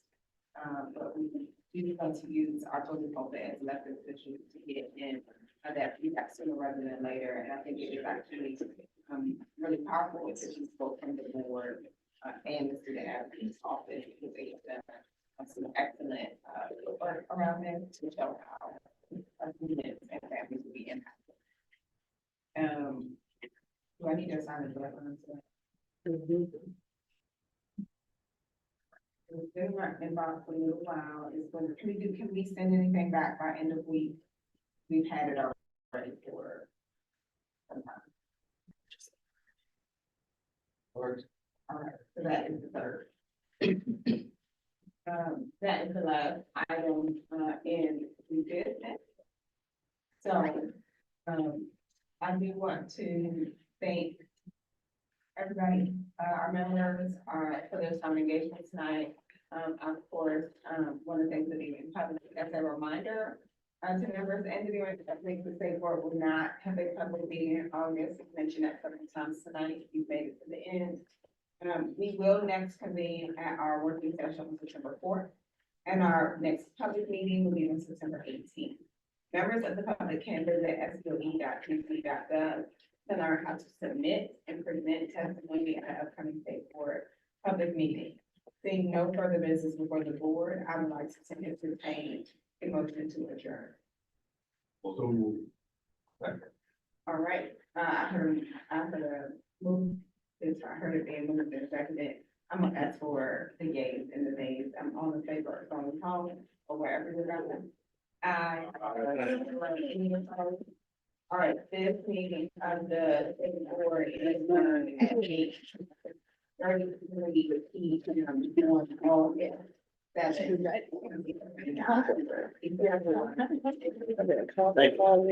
I know, it's time.